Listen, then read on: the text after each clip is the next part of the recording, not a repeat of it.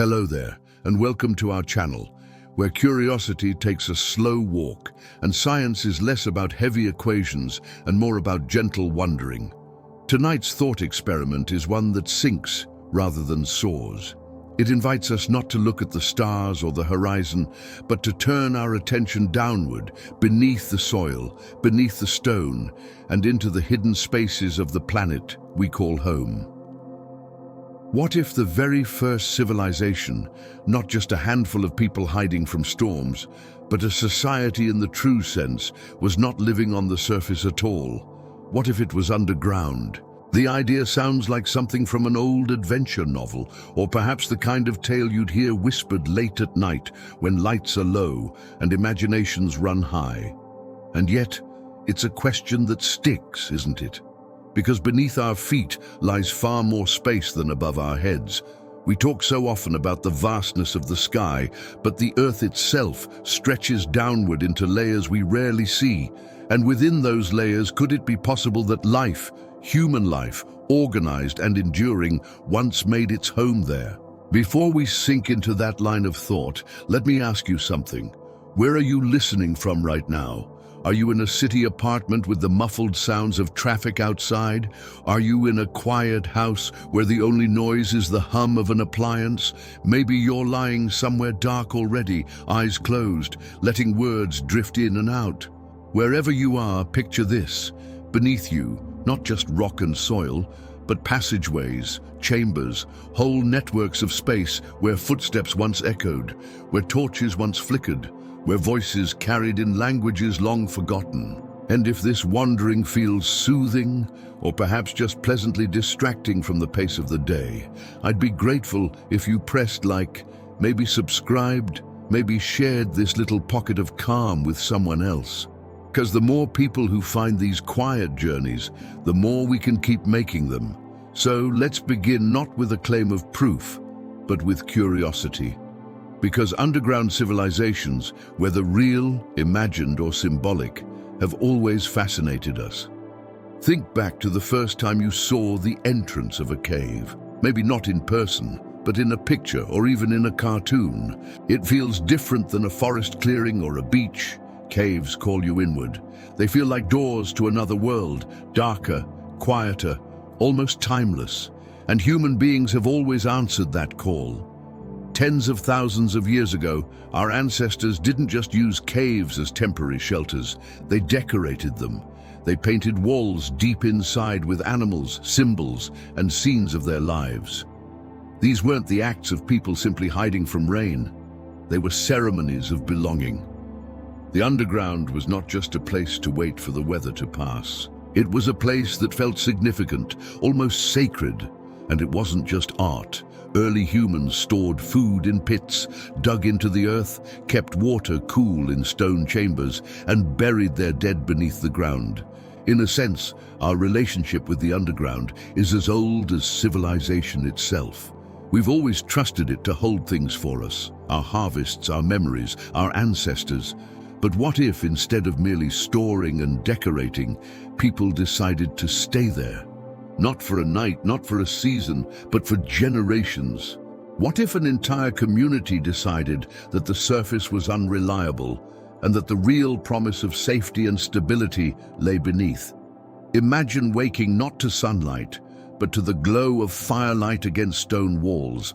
Imagine growing up without a horizon, your sense of space measured in the width of a cavern, your sense of time measured by routines instead of dawn and dusk.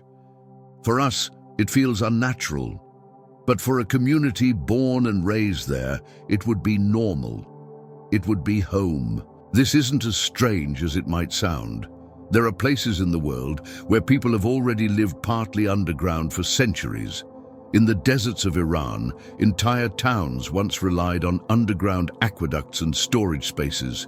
In the region of Cappadocia in Turkey, vast underground cities have been discovered, carved into soft volcanic rock. Some were large enough to hold thousands of people. They weren't fantasy. They were real responses to danger, to climate, to war. But what if that wasn't just a later survival strategy? What if, from the very beginning, Humanity's first attempt at civilization started there, not above. Think of the advantages: protection from weather, insulation from heat and cold, concealment from predators and hostile groups. The surface is exposed, unpredictable, and often dangerous. Underground, things change slowly. Temperatures are stable.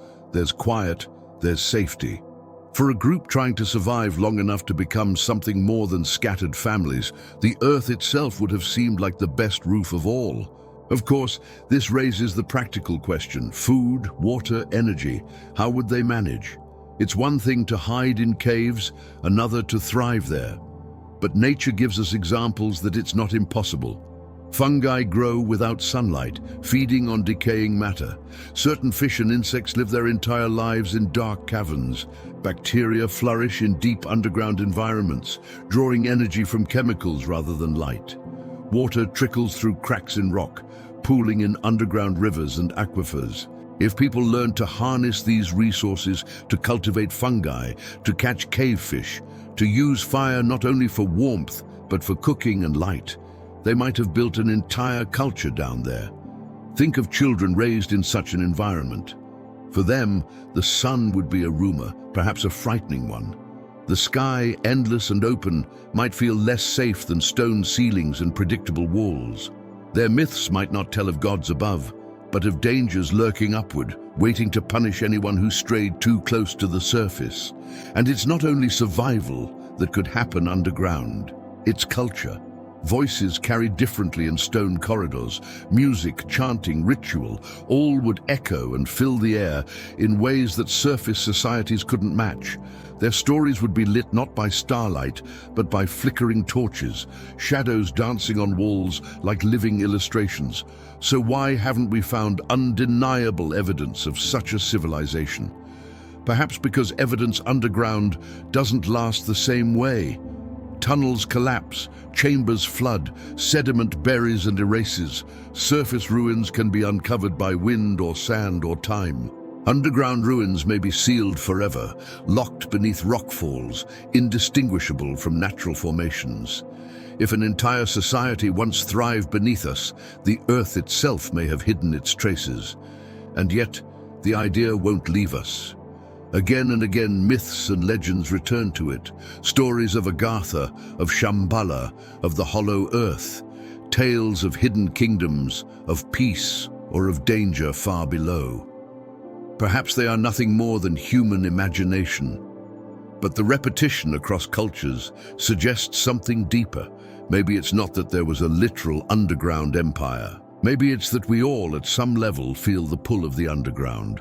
We feel that life there is not only possible, but in some ways inevitable. Even modern science feeds that sense. When researchers explore deep caves, they often find life where they expect none. Microbes surviving in darkness, strange insects adapted to total blackness, unique ecosystems thriving without sunlight. Every discovery seems to whisper the same thing. Life does not need the sky. It can make do with far less, and so it isn't difficult to stretch the imagination one step further. Perhaps our first true civilization wasn't a cluster of huts under the sun, but a network of chambers beneath it. Perhaps our story doesn't begin with the sky above us, but with stones all around us. There's a certain humility in that idea, isn't there? We tend to think of ourselves as creatures of light. We prize the stars. We build towers, we climb mountains. But maybe our beginnings were darker, quieter, more hidden. And if that's true, then even as we look outward, we're always carrying a little of that hidden past with us. This thought doesn't have to end here. It's not a conclusion, but an opening. We'll wander deeper into why humans imagine hidden worlds, how myths of underground realms have shaped us, and what science has uncovered about subterranean life.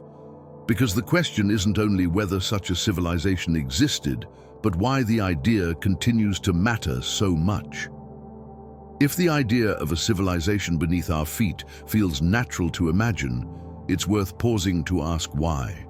Why do human beings keep inventing stories about hidden worlds, about realms that exist just out of sight, deep in caves or beneath mountains? Why is it easier for us to believe in the possibility of a lost city underground than, say, a lost city floating in the sky?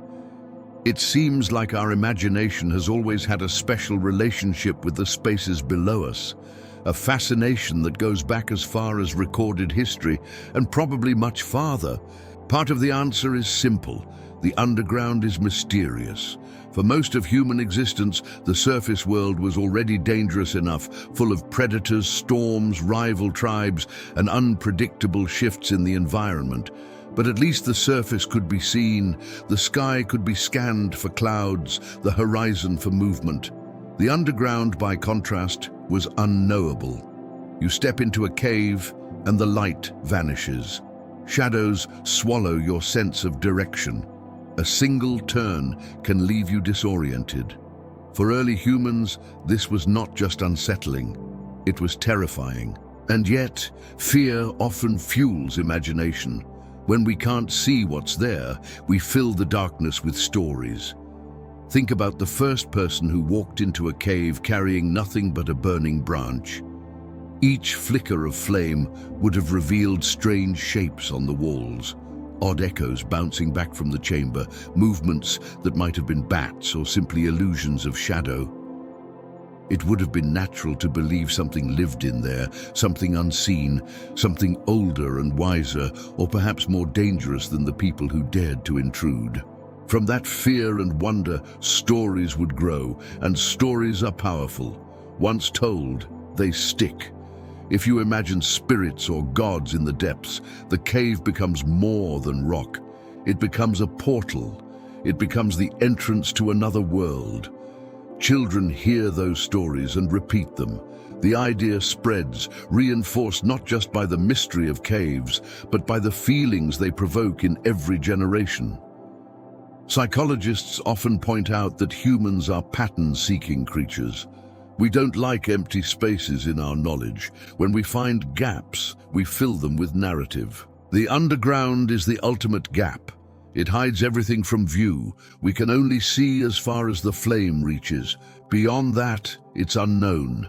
And the unknown rarely stays empty in the human mind. It becomes populated with imagined societies, monsters, ancestors, or divine beings.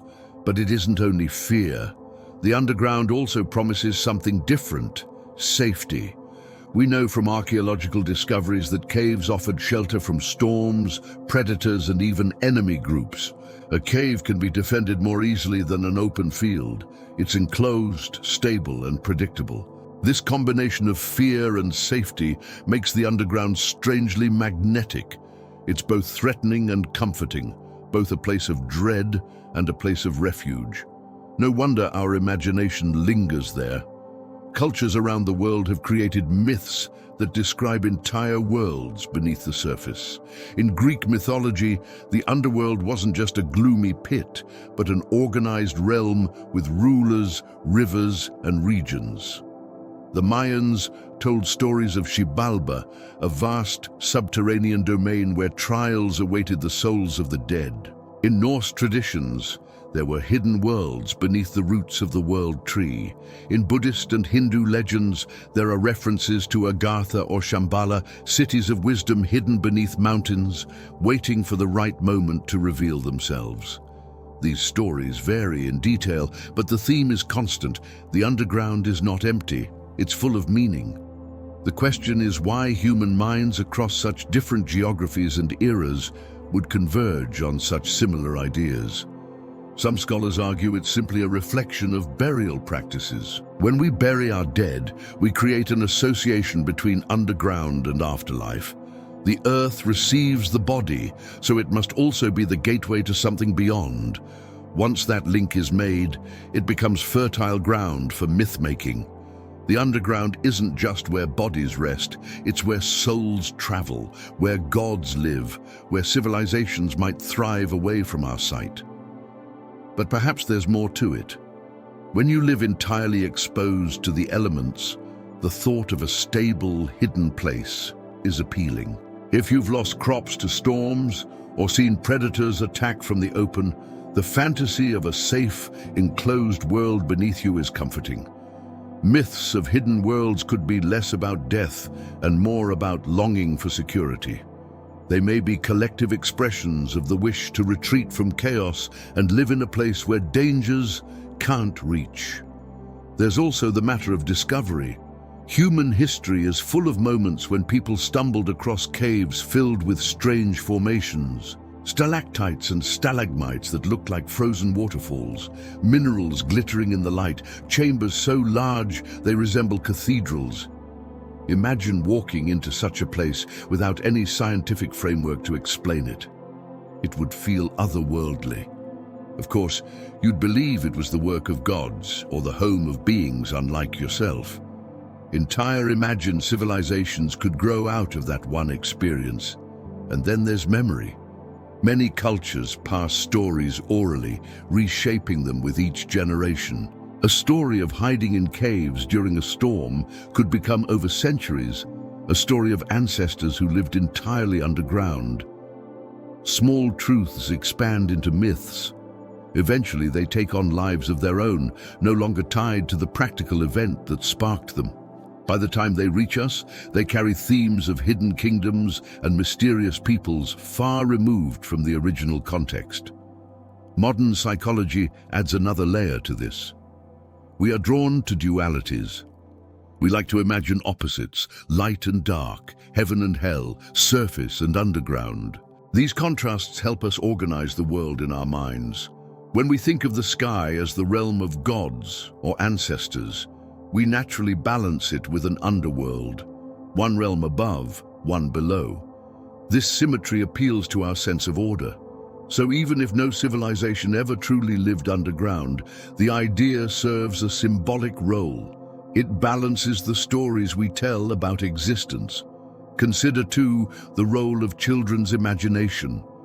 Children often dream up secret places, forts, hideouts, dens, tunnels. The underground naturally becomes a canvas for these fantasies. Even in play, we seem inclined to imagine what it would be like to live beneath. Perhaps this instinct in childhood is a faint echo of something older, a survival trait passed down from ancestors who found safety below. We also can't ignore the role of literature and later science fiction. From Jules Verne's Journey to the Center of the Earth to modern films and video games, we've continued to feed the idea that the underground is not empty but populated. Every new story adds another layer to our cultural imagination. By now, the underground civilization has become almost a genre of its own, a recurring motif that we recognize, even if we don't believe it literally. But belief is a slippery thing.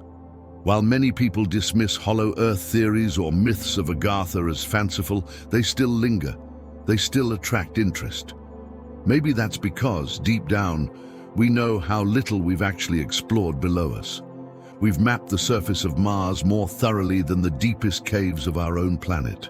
When so much remains unseen, imagination fills the gaps. Hidden worlds remain possible, if not probable. Geology also plays a role in sustaining these ideas. Sinkholes appear suddenly, swallowing buildings and roads. Lava tubes stretch for miles, forming ready-made tunnels. Underground rivers carve passages that humans stumble upon only by chance. Every time we discover such a feature, it feels like a reminder that the Earth is full of surprises, that there could always be more hiding beneath. In that sense, myths of hidden civilizations are not entirely irrational. They're extensions of real experiences of finding vast, unexpected spaces underground. Another reason we imagine hidden worlds is the human attraction to secrecy. We're fascinated by the thought of something existing right beside us, unnoticed. It's the same impulse that makes secret passages in castles or hidden rooms in houses so compelling. The underground is the ultimate secret. It lies literally underfoot, ignored in daily life, yet vast enough to conceal almost anything. To imagine a civilization, there is to indulge in the fantasy of secrets on the grandest scale. Let's not forget how the underground shapes our emotions. Spend a few minutes in a dark cave and your mind begins to play tricks. Sounds echo strangely. Time feels different. Without the sun, you lose track of hours. This distortion of perception makes caves feel like separate realities. When you emerge again into the light, it's like crossing between worlds. It doesn't take much to imagine that someone could stay on the other side, never returning, building a world that feels utterly distinct. Even language reflects our fascination. We speak of going underground when hiding. We call secret movements underground. We describe hidden culture as an underground scene. The metaphor is everywhere. It shows that we instinctively associate what is hidden, different or alternative, with what is beneath. This constant association only strengthens the appeal of imagining full societies living below. So why do we imagine hidden worlds? Because they satisfy multiple needs at once. They explain mysteries, they provide comfort, they balance our symbolic maps of the universe, they feed our longing for secrets, and they remind us of the strangeness that still exists on Earth. Even if we never find proof of an ancient subterranean civilization, the fact that so many cultures have imagined one says something profound about us. We are creatures who need to believe that there's more than meets the eye, that the world holds layers beyond what is visible. And perhaps, just perhaps, those stories are not entirely wrong. Because even if the underground isn't hiding a forgotten city, it does hide countless forms of life we've barely begun to understand. In that sense, our imagination of hidden worlds is always justified. Beneath our feet, there really are worlds we haven't yet seen. There is something about caves and darkness that pulls us in, even when part of us wants to step back. It's not a simple attraction. It's mixed with fear, curiosity, and a sense of strangeness that few other environments create. People can walk into a forest and feel wonder, or stand by the sea and feel awe. But stepping into a cave is different. The moment you leave daylight behind, your senses change. Sight becomes limited. Sound takes on new weight. Every drip of water echoes. Every shift of air feels alive. It's as though the cave itself is watching, listening, waiting. That is part of the allure. For our ancestors, caves were both sanctuary and challenge. They offered protection from weather and predators, but also presented risks. You could get lost, injured, trapped, and yet people kept returning. Some of the oldest art we know of was painted deep inside caves. Imagine what that meant. It wasn't simply decoration for the places where people lived. These were dangerous journeys requiring fire, preparation, and cooperation, all for the sake of leaving images on walls far from daylight.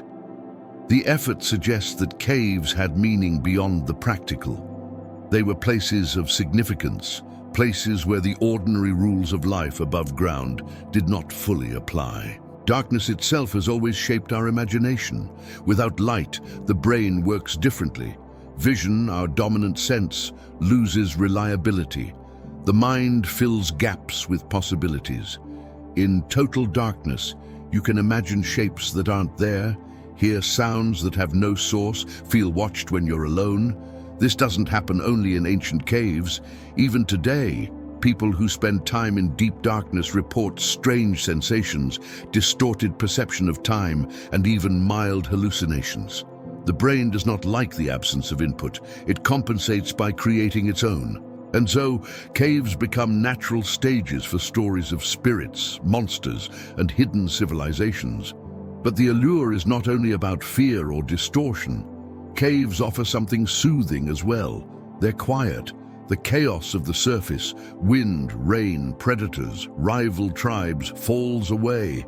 Inside a cave, there is consistency. Temperature stays stable. The walls feel protective. Firelight can be controlled. For a group seeking order in an unpredictable world, this stability would have been priceless. Caves are paradoxical in that sense. Frightening and comforting, disorienting and grounding. That paradox is what makes them so compelling. Psychologists might call this the edge effect. Humans are drawn to boundaries, places where one world shifts into another. A shoreline where land meets sea always feels special. A forest edge where an open field becomes shadowed woods draws attention. Caves are another edge, perhaps the most dramatic one. They are the threshold between light and darkness, safety and danger, known and unknown. Standing at the entrance, we feel both impulses at once, the pull to go deeper and the urge to turn back. There is also something symbolic about caves. Across cultures, they have been linked to rebirth. Emerging from a cave can feel like emerging from a womb. Some myths describe heroes being born in caves or undergoing transformations there.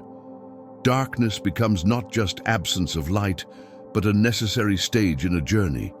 You go in, you change, you come out different.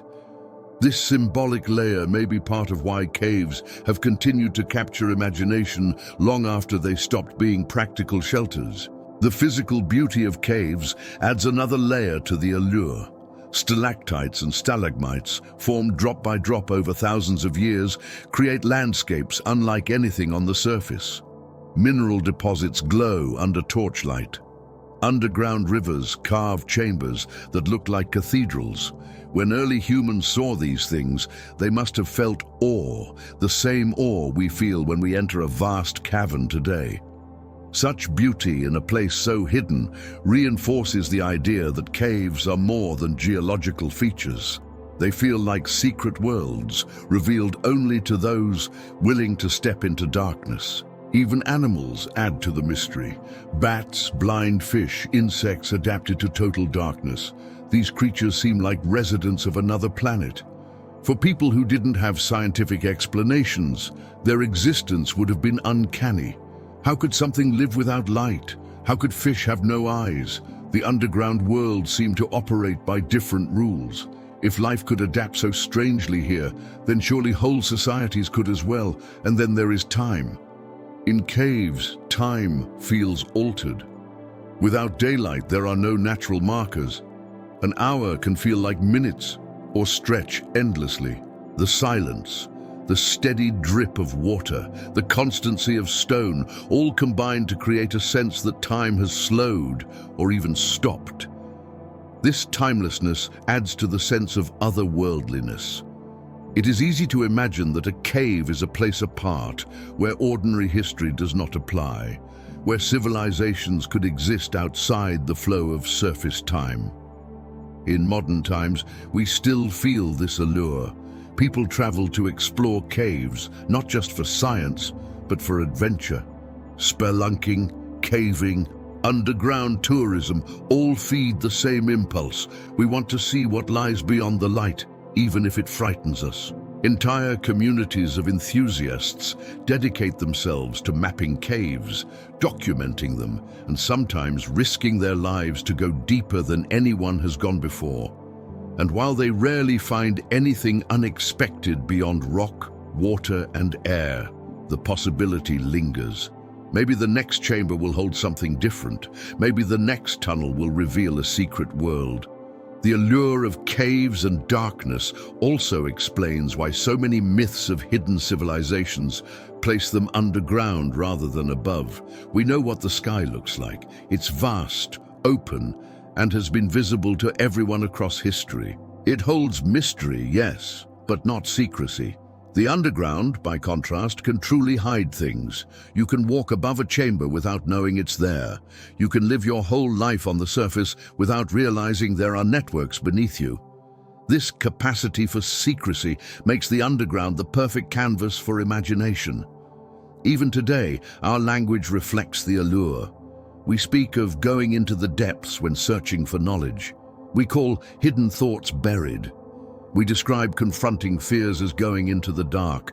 These phrases show how deeply caves and darkness are embedded in our minds, not just as physical spaces, but as metaphors for the unknown parts of ourselves.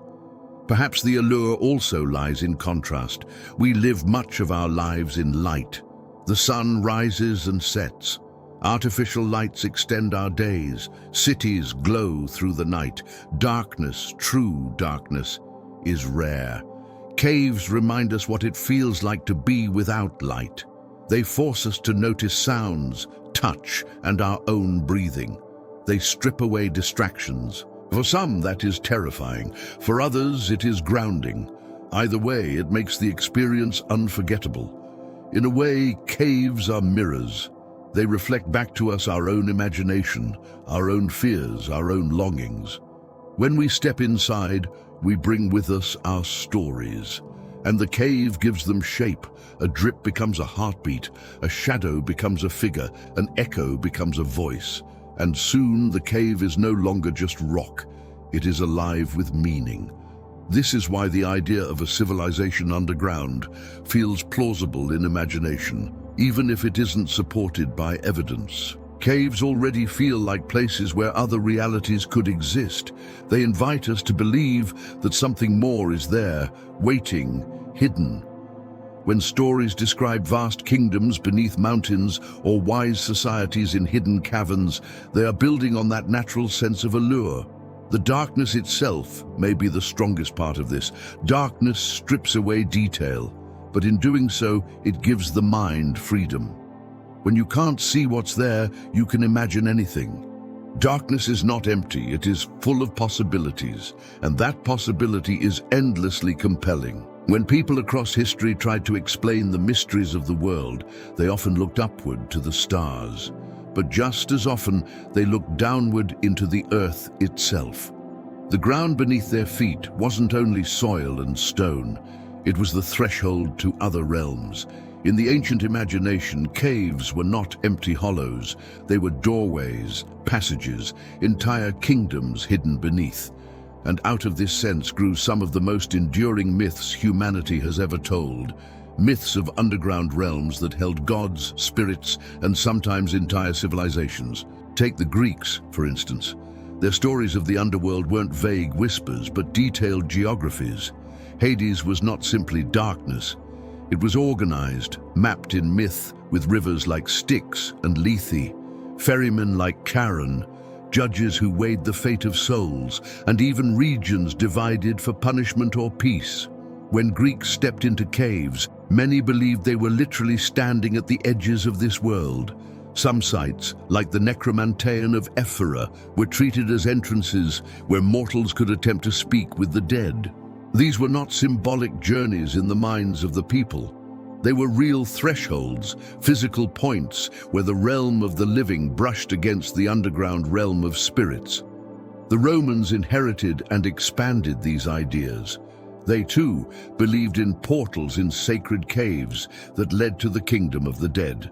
The Mundus, a pit in the Roman Forum, was opened only on certain days of the year, believed to allow spirits to pass between worlds. It was a ritual reminder that beneath the city, beneath all the noise and order of the empire, there was another domain quietly existing, powerful and invisible.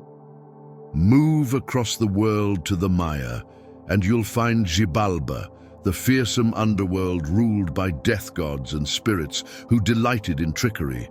Their myths tell of heroes descending into this hidden place, facing trials of darkness, cold, jaguars, and fire. Caves in Mayan lands were seen as literal mouths of Xibalba, opening into a realm as structured and vivid as the villages above. Archaeological evidence supports this belief. Many caves in Central America contain offerings, carvings, and signs of ritual activity. The people were not simply using caves as storage. They were interacting with what they believed were the very gates to another world. In Norse traditions, the underground was just as significant. The great world tree Yggdrasil was imagined with roots extending deep below into realms of frost, serpents, and ancestors. Niflheim, the world of mist and cold, lay beneath, a place of ancient forces. The idea of downward travel wasn't metaphorical, it was the balance of the cosmos. Gods lived above, humans in the middle, and other powers beneath, all connected through the tree. The earth wasn't a flat stage, it was layered, and each layer had its own society. In Hindu and Buddhist traditions, we encounter myths of Agartha or Shambhala, realms hidden beneath mountains, sometimes within the earth itself. These were not dark pits of punishment, but places of wisdom, peace, and advanced knowledge. The underground here was not hellish, but utopian. Seekers believed that one day, these hidden civilizations might reveal themselves to the surface world, bringing balance and enlightenment. And in some legends, only the pure of heart could find their way in, suggesting that these places were not only hidden physically, but morally, accessible only to those who deserved them. Native American traditions also carry echoes of underground origins. Many tribes tell stories of ancestors emerging from beneath the earth to live on the surface. The Hopi, for instance, describe earlier worlds below, each destroyed or transformed, with people climbing upward through openings until reaching the current world. In this view, the underground isn't just where souls go after death, it's where humanity itself came from, a womb of stone and darkness that gave birth to life above. In China, Taoist and Buddhist texts sometimes speak of hidden kingdoms within mountains, paradises protected from the chaos of the surface world. These realms, too, were imagined as underground or inside the earth, shielded from time and corruption. The underground becomes not only a place of death or danger, but also of preservation, a storehouse of wisdom, waiting for the right moment. What's striking is that these myths, though separated by geography and culture, all share certain themes. They imagine the underground as populated, not barren, not empty, but filled with beings, societies, forces, and rules. They imagine entrances that humans can stumble upon, often in caves, sinkholes, or sacred pits. And they treat these entrances as significant, worthy of ritual, fear, or longing. Some myths emphasize punishment and fear, others emphasize wisdom and safety, but in both cases, the underground is meaningful. It is the other side of existence, a place that mirrors the surface world, but operates by different laws. Why would so many cultures converge on this idea? Part of it may come from burial. When the dead are placed in the ground, it is natural to imagine they continue in some way below. Part of it may come from the practical use of caves for shelter and ritual, which created associations between underground and sacredness. And part of it may come from the sheer mystery of darkness. Once a story is told of what lies below, it becomes believable because no one can easily disprove it. You can't see far enough into a cave to say with certainty that nothing is there. The endurance of these myths suggests that underground realms filled a deep need in human storytelling. They explained death, offered hope, or provided warnings. They gave structure to chaos. They helped people place themselves in a universe that felt layered, complex, and full of unseen powers. Even today, echoes of these myths remain.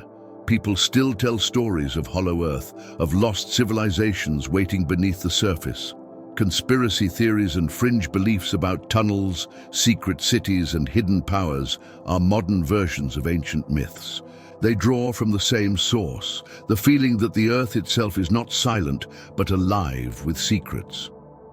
What's also fascinating is how these myths often portray underground civilizations as either more advanced or more primal than surface life. Sometimes they are utopias with knowledge and peace beyond our reach. Sometimes they are places of horror where spirits torment and darkness devours. Rarely are they imagined as simply ordinary. The underground is always extreme, either in wisdom or in danger. This extremity reflects the emotional intensity of caves themselves. They don't feel neutral, they feel charged, as though stepping inside commits you to a story larger than yourself. When you piece all of these myths together, a pattern emerges. The underground is never just geology. It is a mirror of our fears, our hopes, and our questions.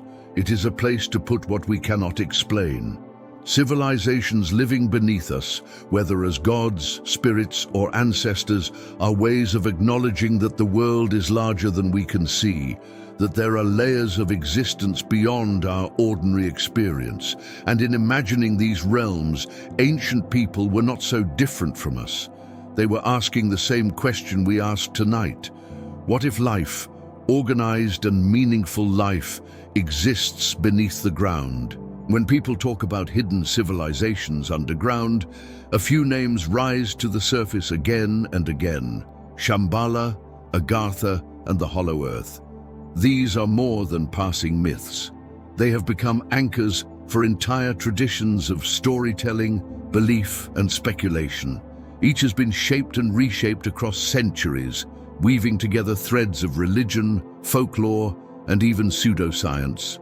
And together, they show us just how much the human imagination is willing to dig below the ground in search of something larger than ourselves. Shambhala is perhaps the most famous of the three.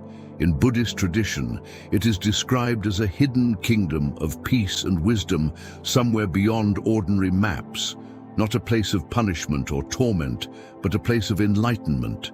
In some versions, it is said to be hidden in the Himalayas, shielded from the eyes of the unworthy. In others, it exists in a space that is both physical and spiritual, accessible only when the world is ready. The earliest mentions appear in the Kalachakra Tantra, an important text in Tibetan Buddhism. Shambhala is not merely a legend there. It is treated as a realm, one that plays a role in the unfolding of history. One prophecy even says that in a future age, when the world is overcome by greed and chaos, the people of Shambhala will emerge to restore balance. What makes Shambhala compelling is how it blends the idea of a hidden world with moral significance. It isn't just hidden geographically, it's hidden ethically. Only those prepared spiritually can reach it. This makes it less like a lost city to stumble upon and more like a state of readiness. But for listeners across history, it's been easy to imagine it physically as well. Explorers in the Himalayas have sometimes been asked if they were searching for Shambhala. Stories of locals pointing to distant peaks and suggesting that secret valleys held the kingdom have persisted for centuries.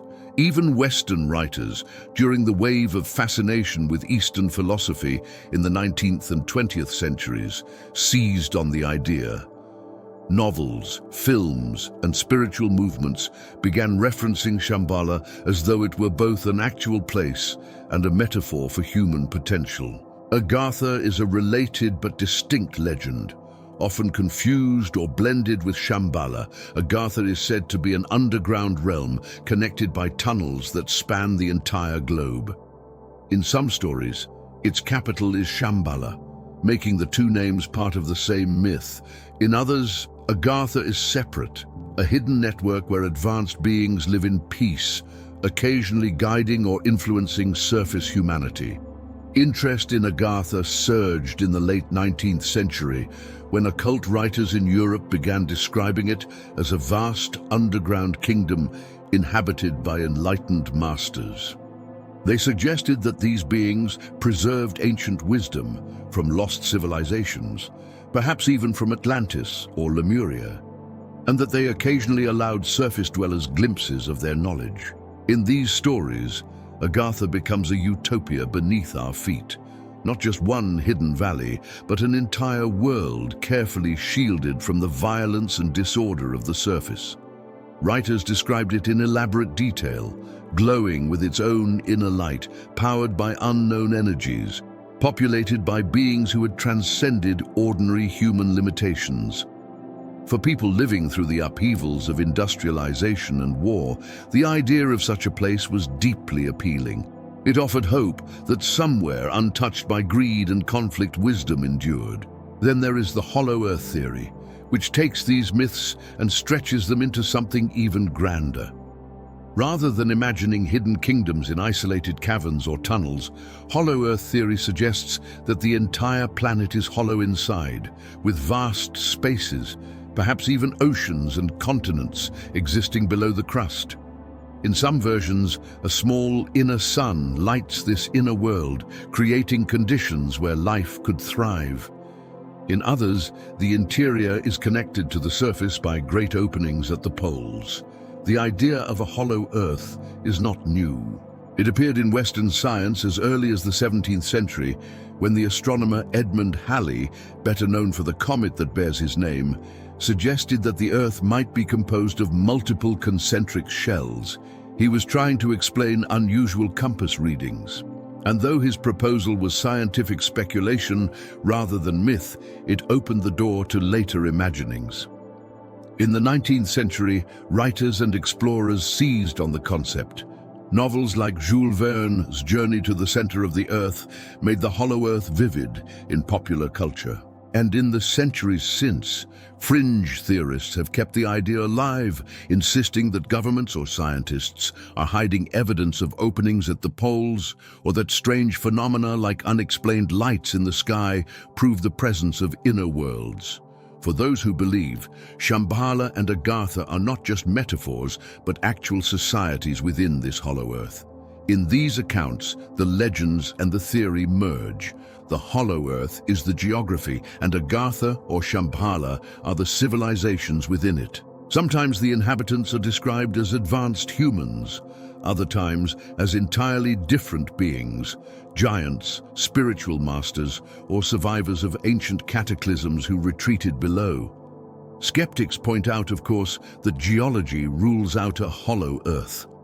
Seismic data shows that our planet has layers: crust, mantle, outer core, and inner core. There is no room for vast empty spaces. But the lack of scientific plausibility has never erased the appeal. Myths are not bound by physics. They are bound by what resonates with human hopes and fears, and what resonates here is the dream of hidden perfection. The surface world is chaotic, violent, unpredictable. But maybe, just maybe, there is a place beneath it all, where order and wisdom prevail. Maybe the real history of humanity is being quietly guarded underground, waiting for the right time to re-emerge. This is the promise of Shambhala, Agartha, and the hollow earth, that we are not alone, that the world is layered with secrets, that life is larger than we can see. It's worth noticing how these legends adapt to the needs of their time. In ancient Tibet, Shambhala served as a spiritual anchor, a reminder that enlightenment was possible even in an age of turmoil. In 19th century Europe, Agartha reflected fascination with lost civilizations and esoteric wisdom. In modern conspiracy culture, the hollow earth provides an endless canvas for suspicions about government secrecy or alien influence. Each version changes the details, but the core idea remains the same. There is more beneath us than stone. Part of their endurance comes from geography itself. Mountains like the Himalayas are filled with hidden valleys and caves, many unexplored. The Earth's crust really does contain networks of tunnels, lava tubes, and caverns stretching for miles. Even though we know they are formed by natural processes, they still feel like evidence that the Earth has room for more. When someone hears of a cave that stretches beyond what's been mapped, it isn't hard to imagine that it might connect to something larger, something secret. Stories of explorers stumbling upon entrances to these worlds only reinforce the myth. Tales circulate of lost adventurers, mysterious maps, and expeditions that vanished. Whether true or invented, they give weight to the feeling that these places could exist. After all, how much of the Earth's interior have we really seen? We've dug mines and drilled deep, but we've barely scratched the surface compared to the planet's full depth. The unknown leaves space for belief. And so, Shambhala, Agartha, and the hollow earth live on, not as proven realities, but as living stories. They give us ways to imagine perfection, secrecy, wisdom, and mystery all at once.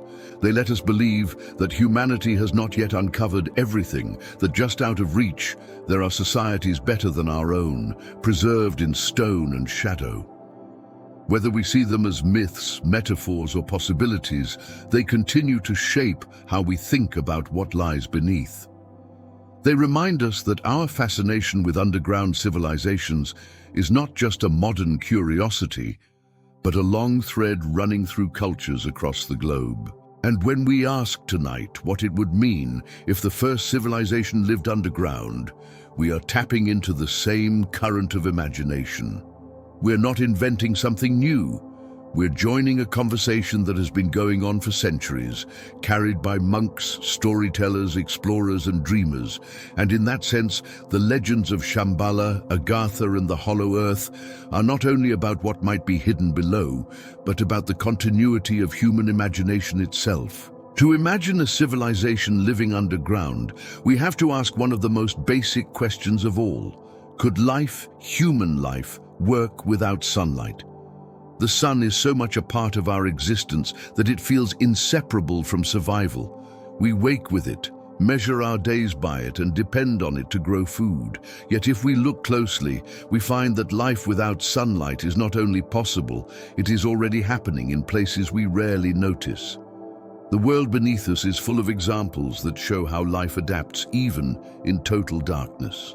The first challenge, of course, is food.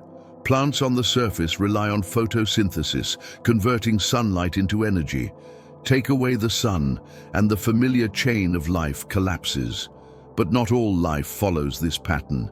In caves, fungi and bacteria thrive without photosynthesis, feeding instead on decaying organic matter carried in by water or animals. Some bacteria even survive on chemical energy alone, drawing nutrients from the minerals in rock. Entire ecosystems have been found kilometers beneath the surface, supported not by sunlight, but by chemosynthesis, the process of using chemical reactions to create energy. In the deep ocean, around hydrothermal vents, life flourishes in complete darkness. Giant tube worms, crabs, and strange fish live off the energy released from chemicals in the water. These ecosystems show us that life doesn't need the sun at all. It only needs a source of energy and ways to use it. If nature can build entire communities of creatures in those conditions, it isn't so hard to imagine humans finding ways to adapt too. Humans, of course, can't live on minerals or bacteria alone. But if the earliest people underground learned to cultivate fungi, raise insects, or domesticate cave-adapted animals, they could build a food system independent of sunlight.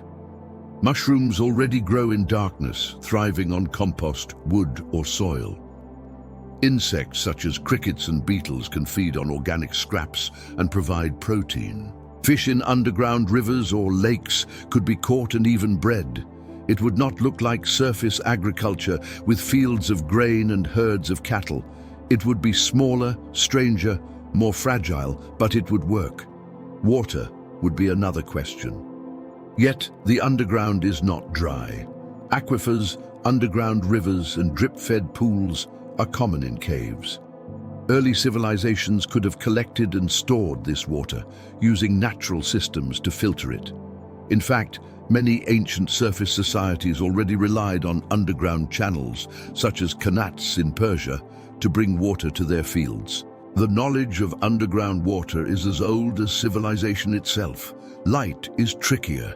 Fire provides warmth and illumination, but smoke in enclosed spaces is dangerous.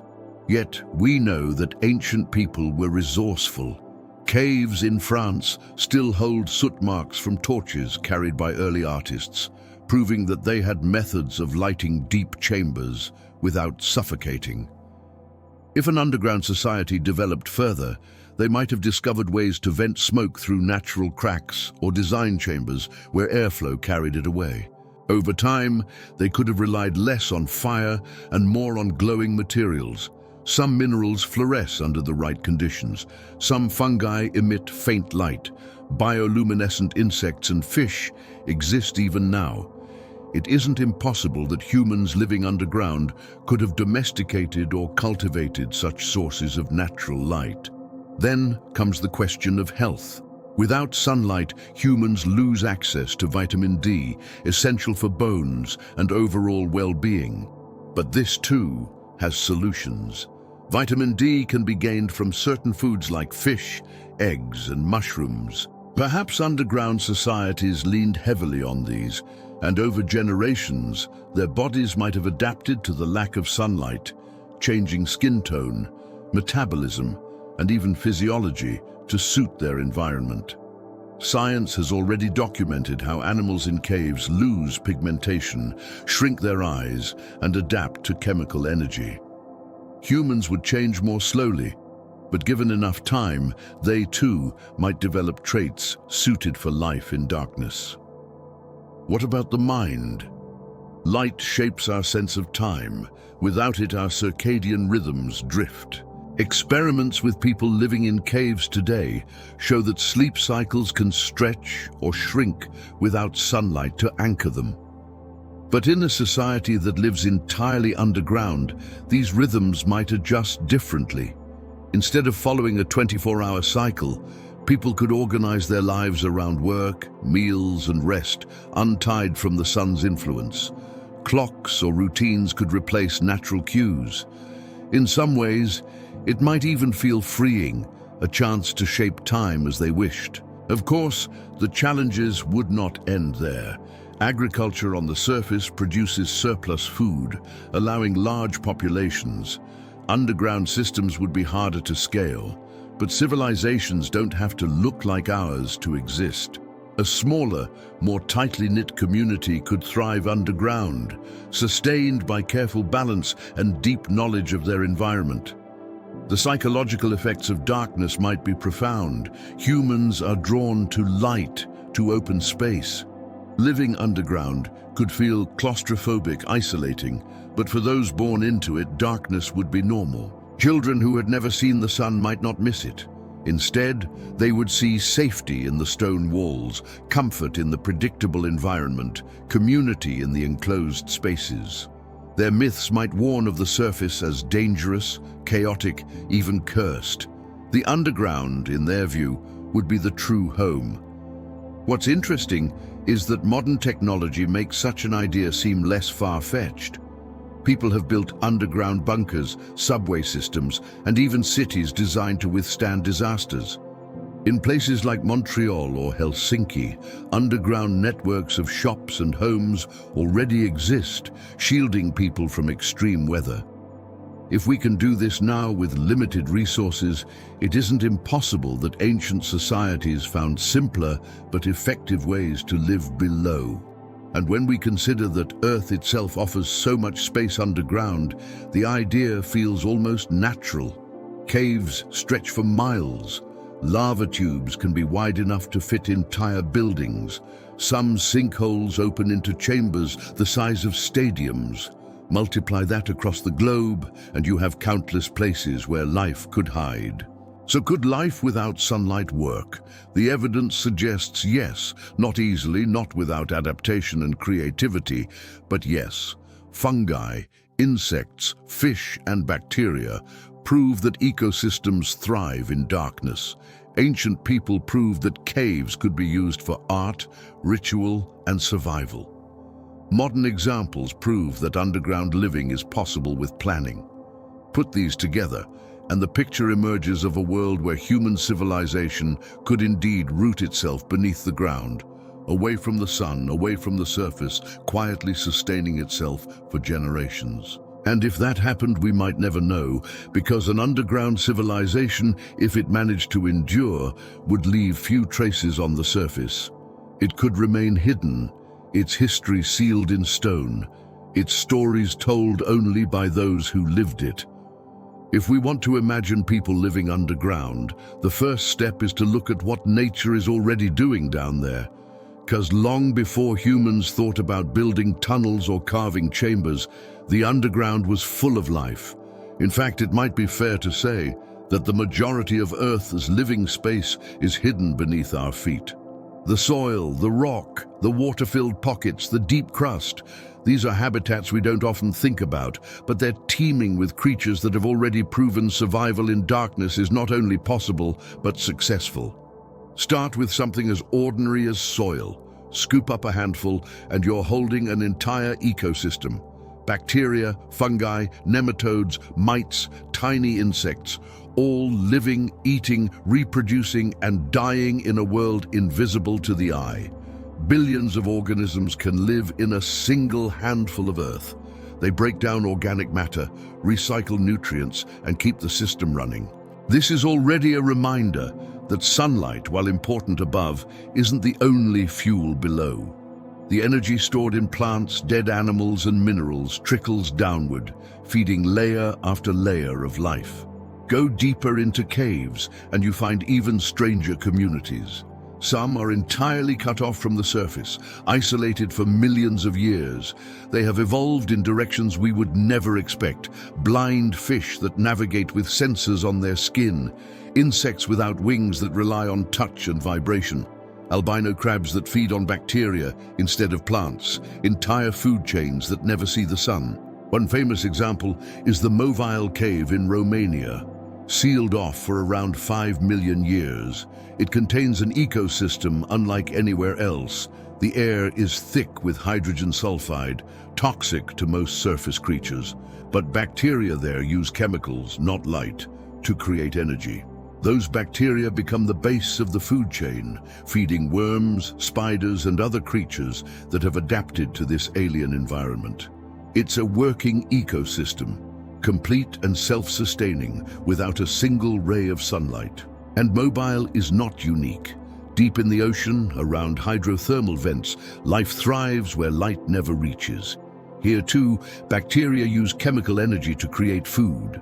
Giant tube worms, clams, crabs, and fish cluster around the vents, forming communities so rich that scientists were stunned when they were first discovered. They showed that sunlight is not the universal rule of life. Where there is energy, life will find a way to use it. Even deeper, in the cracks of Earth's crust, life has been found. Bacteria and archaea, single-celled organisms, live kilometers below the surface, feeding on minerals, surviving extreme pressure and heat. Some of these microbes are so slow-growing that their life cycles stretch into thousands of years. They are not the bustling societies of the surface, but they are proof that life exists where we once thought it impossible. And it isn't only small creatures. Larger animals have also adapted to underground life. Bats spend their days in caves, emerging only to feed at night. Moles and naked mole rats live almost entirely below the surface, building elaborate tunnel systems, raising their young in darkness. Salamanders live in underground pools, some species so specialized that they never develop eyes at all. These examples remind us that living underground doesn't have to be temporary. It can be a full lifestyle passed down generation to generation. Plants too, in a sense, rely on underground strategies. Their roots reach deep into soil, forming vast networks. Fungi connect those roots in what scientists call the wood wide web, trading nutrients and information.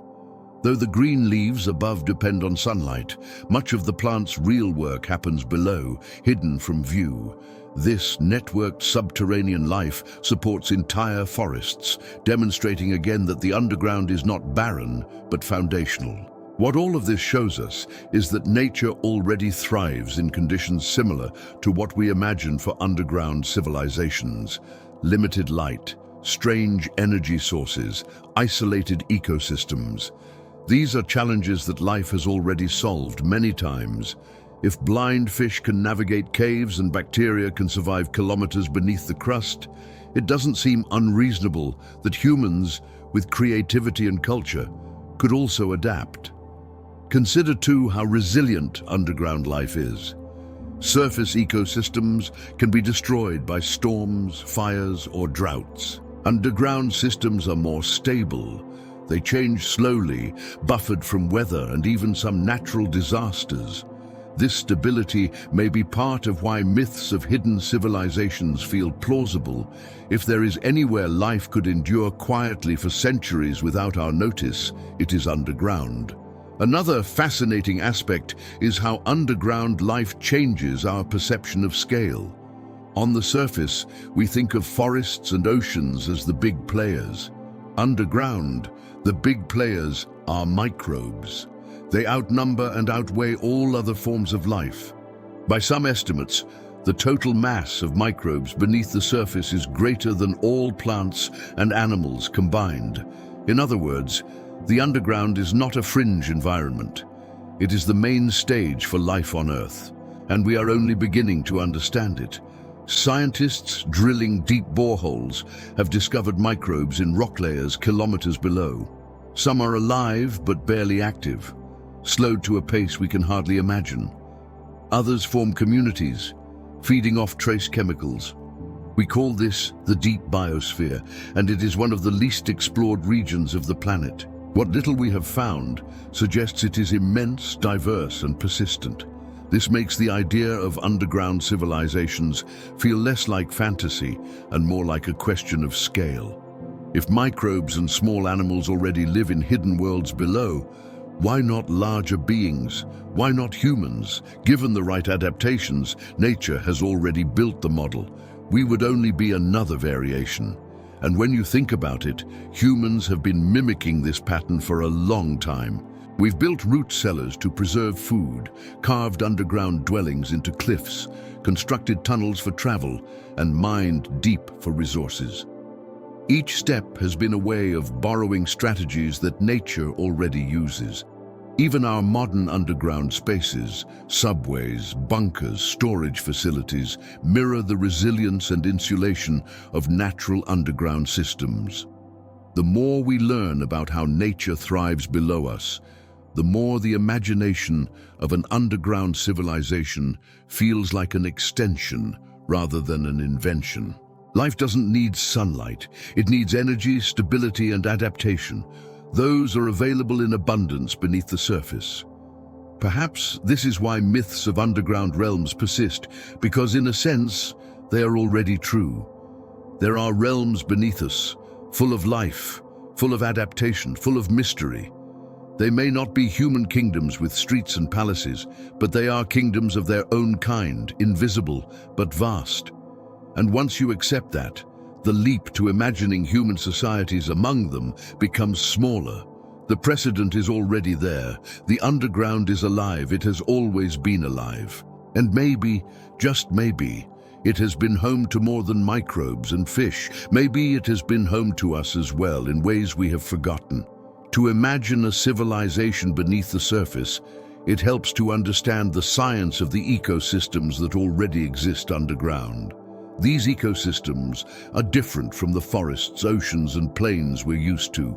They're quieter, slower, stranger, and yet they follow rules, intricate and consistent, that scientists are only beginning to map. When we look closely, we see that subterranean ecosystems have everything a society might need: energy, water, stability, and a web of life that functions without sunlight. The first thing to understand is that most subterranean ecosystems are driven not by light but by chemistry. On the surface, photosynthesis dominates. Plants capture energy from the sun and pass it through food chains.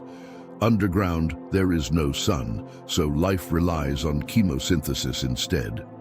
Microbes feed on chemical energy, hydrogen sulfide, methane, iron, or other minerals, and form the foundation of food webs. In some caves, bacteria grow in thick mats, feeding insects, which in turn feed spiders, beetles, or fish. These systems look fragile, but they endure for millions of years, fueled by steady chemical reactions that never stop. Hydrology plays a central role as well. Water moves underground in ways that shape ecosystems. Aquifers carry not just water, but nutrients, minerals, and microbes. Underground rivers carve passageways, create lakes, and connect otherwise isolated chambers.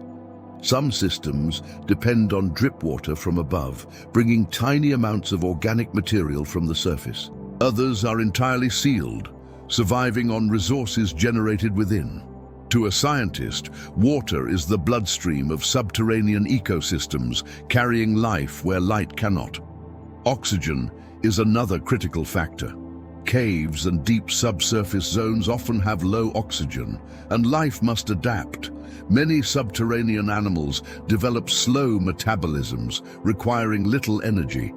Microbes shift to anaerobic processes, surviving without oxygen at all. In some places, methane becomes the main energy source, and entire microbial communities live on nothing else. These adaptations show how flexible life can be, bending its rules to fit environments that would kill most surface species. The organisms themselves fall into categories. There are troglobites, creatures that visit caves but cannot survive there permanently. Like bats that roost by day but hunt outside at night, there are troglophiles, creatures that can live both above and below ground, moving between worlds as conditions allow.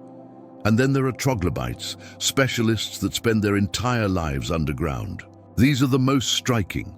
Blind fish, albino salamanders, insects with long antennae to feel their way through darkness. Evolution shapes them over time, stripping away unnecessary traits and sharpening others in caves cut off for millions of years. Troglobites become so unique that scientists call them living fossils, windows into how isolation sculpts life. The stability of subterranean ecosystems is another remarkable feature. On the surface, ecosystems fluctuate with seasons, storms, droughts, and fire. Underground, temperatures are almost constant. Humidity is steady and change happens slowly. This stability allows life to persist in delicate balance. Populations may be small, but they endure for astonishing spans of time. In the deep biosphere, microbes reproduce so slowly that entire communities seem frozen in time, ticking forward on scales we can hardly comprehend. This stability also makes subterranean ecosystems vulnerable. Because they are finely balanced, any disruption, a change in water chemistry, the introduction of a foreign species, pollution from the surface, can cause collapse. In this sense, they're both resilient and fragile, enduring for eons yet sensitive to sudden shifts. Scientists studying these systems often describe them as analogues for alien worlds. Because they do not depend on sunlight, they resemble what we might expect on planets without bright stars, or on moons beneath icy crusts. Europa, Enceladus, and Titan in our own solar system are prime candidates. If life exists there, it might resemble the microbes and specialized creatures we find in Earth's caves. In this way, the science of subterranean ecosystems reaches beyond our planet, giving clues about what life might look like elsewhere. What makes this science so relevant to our question is that it demonstrates every essential component of survival underground is already accounted for. Energy sources exist without the sun. Food webs can form from microbes upward. Water cycles carry resources through hidden veins. Oxygen is not always necessary, and life adapts in surprising ways when it is scarce. Stability allows for continuity across unimaginable spans of time. If microbes and fish can do it, humans with technology and cooperation could potentially build upon the same foundations. But the science also reveals limitations. Productivity underground is usually low, food webs are thinner, populations smaller. Without sunlight, energy is harder to come by, so systems tend to be sparse. This suggests that if humans lived underground, their societies would likely be smaller, tightly regulated, and deeply dependent on resource management. Abundance would be rare, balance would be everything. The study of subterranean ecosystems has another lesson too. Cooperation is essential. Microbes form symbiotic relationships, sharing resources and functions. Animals adapt to niches, avoiding wasteful competition. Ecosystems underground work because every part is finely tuned to every other. A human society underground would need to mirror this, organizing itself around strict cooperation rather than unchecked growth. And perhaps the most profound lesson is that life underground is invisible but immense. We walk across the surface every day without realizing that beneath us are layers upon layers of thriving systems. Science tells us that the Earth is not solid stone, but a living body, its veins carrying water, its tissues alive with microbes, its hollows home to creatures we never see. In thinking about subterranean ecosystems, we are reminded that the underground is not barren. It is not empty. It is a vast network of life, slow and strange, but real. And if we take it seriously, then the question of underground civilization shifts. It is no longer a question of whether life could exist. It is a question of how it might organize itself, drawing on the same rules that nature has been using for billions of years.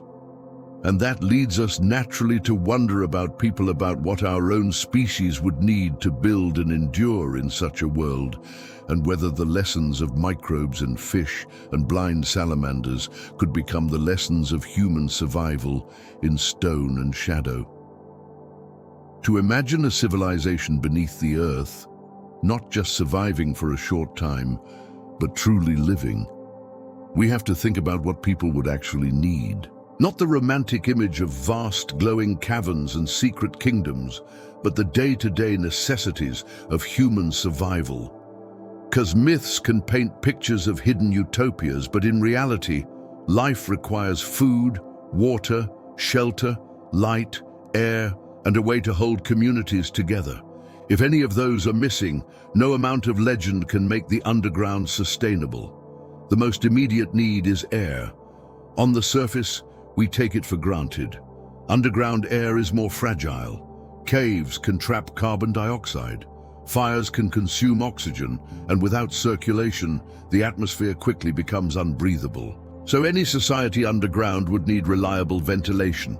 Natural cracks and fissures can carry air in and out, but humans would likely have to expand those passages, building shafts that allow gases to escape. Some ancient mines had surprisingly sophisticated systems for this, using the natural movement of warm and cool air to keep tunnels ventilated. For an entire community, that knowledge would be even more critical. Next comes water. No human group lasts long without it. Fortunately, underground systems are rich in water sources. Aquifers stretch beneath continents, rivers carve through stone, and pools collect from dripping ceilings. But not all water underground is safe. Minerals, sulfur, or bacteria can contaminate it. People would need methods of filtration, boiling, or using certain types of stone to purify what they drank. And since water flow underground can be seasonal or unpredictable, storage would be essential. Cisterns carved from stone, perhaps lined with clay, could hold reserves against droughts. Food is where things become most challenging. On the surface, agriculture relies on sunlight, and large animals graze on fields. Underground, neither is available. So what then? Mushrooms provide one solution. They grow in darkness, feeding on decayed organic matter. Early underground dwellers could cultivate them deliberately, perhaps learning to spread spores on compost heaps. Insects provide another. Crickets or beetles can be bred on scraps, and though unappealing to many of us now, they provide rich protein. Fish in subterranean rivers could be caught, and over time, selectively bred to suit human needs. Small mammals adapted to caves might also be domesticated, though that would require generations of patience. Beyond that, trade with the surface might have been necessary. Even if a society wanted to remain hidden, occasional forays upward to gather plants, seeds, or animals might have been unavoidable. This doesn't make the idea less plausible. Many myths of underground civilizations speak of them sending envoys or wanderers to the surface. Perhaps what sounded like legend was partly the memory of practical exchanges. Light is another need, though maybe not in the way we first think. Humans don't require constant light to live, but they do need it to work, cook, build, and feel oriented. Torches provide a short-term solution, though smoke becomes an issue. Oil lamps, if they discovered a way to extract or render fuel, might have been more efficient. Natural solutions exist too.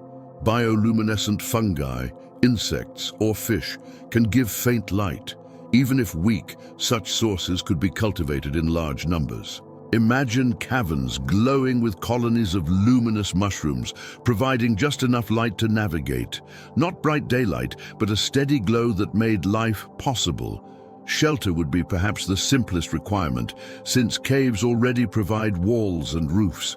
But making them livable would take effort. Floors would need to be leveled, dampness managed, and fire controlled.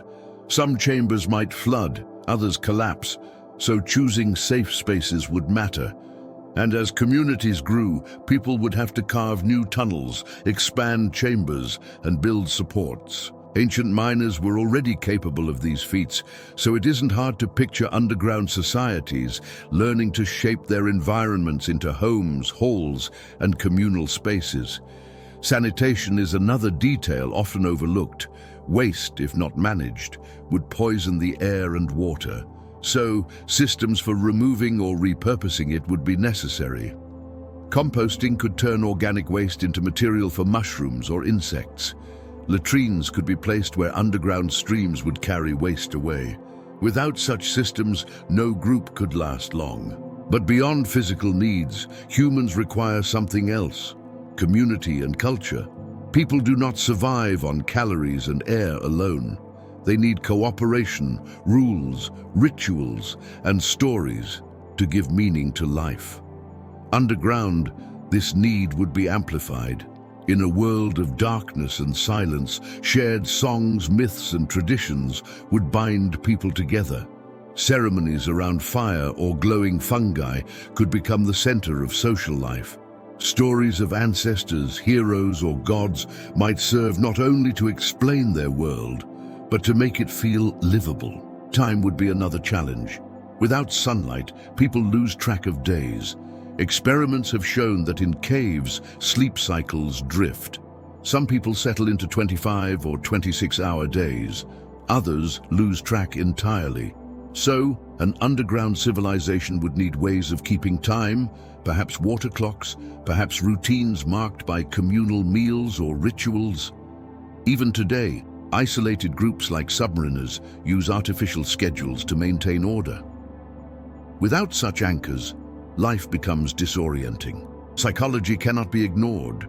Humans crave light, space, and variety. Underground monotony might weigh heavily, but communities can adapt. Art carved into walls, music echoing through tunnels, or festivals centered around glowing chambers could bring color into the darkness. And over generations, what feels like deprivation to us might feel like normalcy to them. Children raised in caves would not miss the sky they had never seen. Instead, they would find beauty in the textures of stone, the rhythm of dripping water, the shimmer of crystals. Safety from predators would be another concern. Caves are not empty. Snakes, bats, insects, and even large animals sometimes dwell there. Early humans or civilizations underground would have to defend themselves. Fire helps keep many creatures away, as does noise and presence. In time, societies might push deeper into isolated areas where large predators never reach, carving spaces that belonged only to them. Resources for tools and building would also matter. Stone, of course, would be plentiful.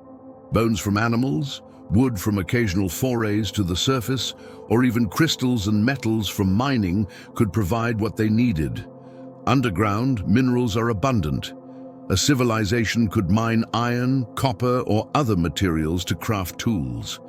This could even give them an advantage over surface societies if they learned to work with ores hidden beneath, while others remained dependent on surface materials.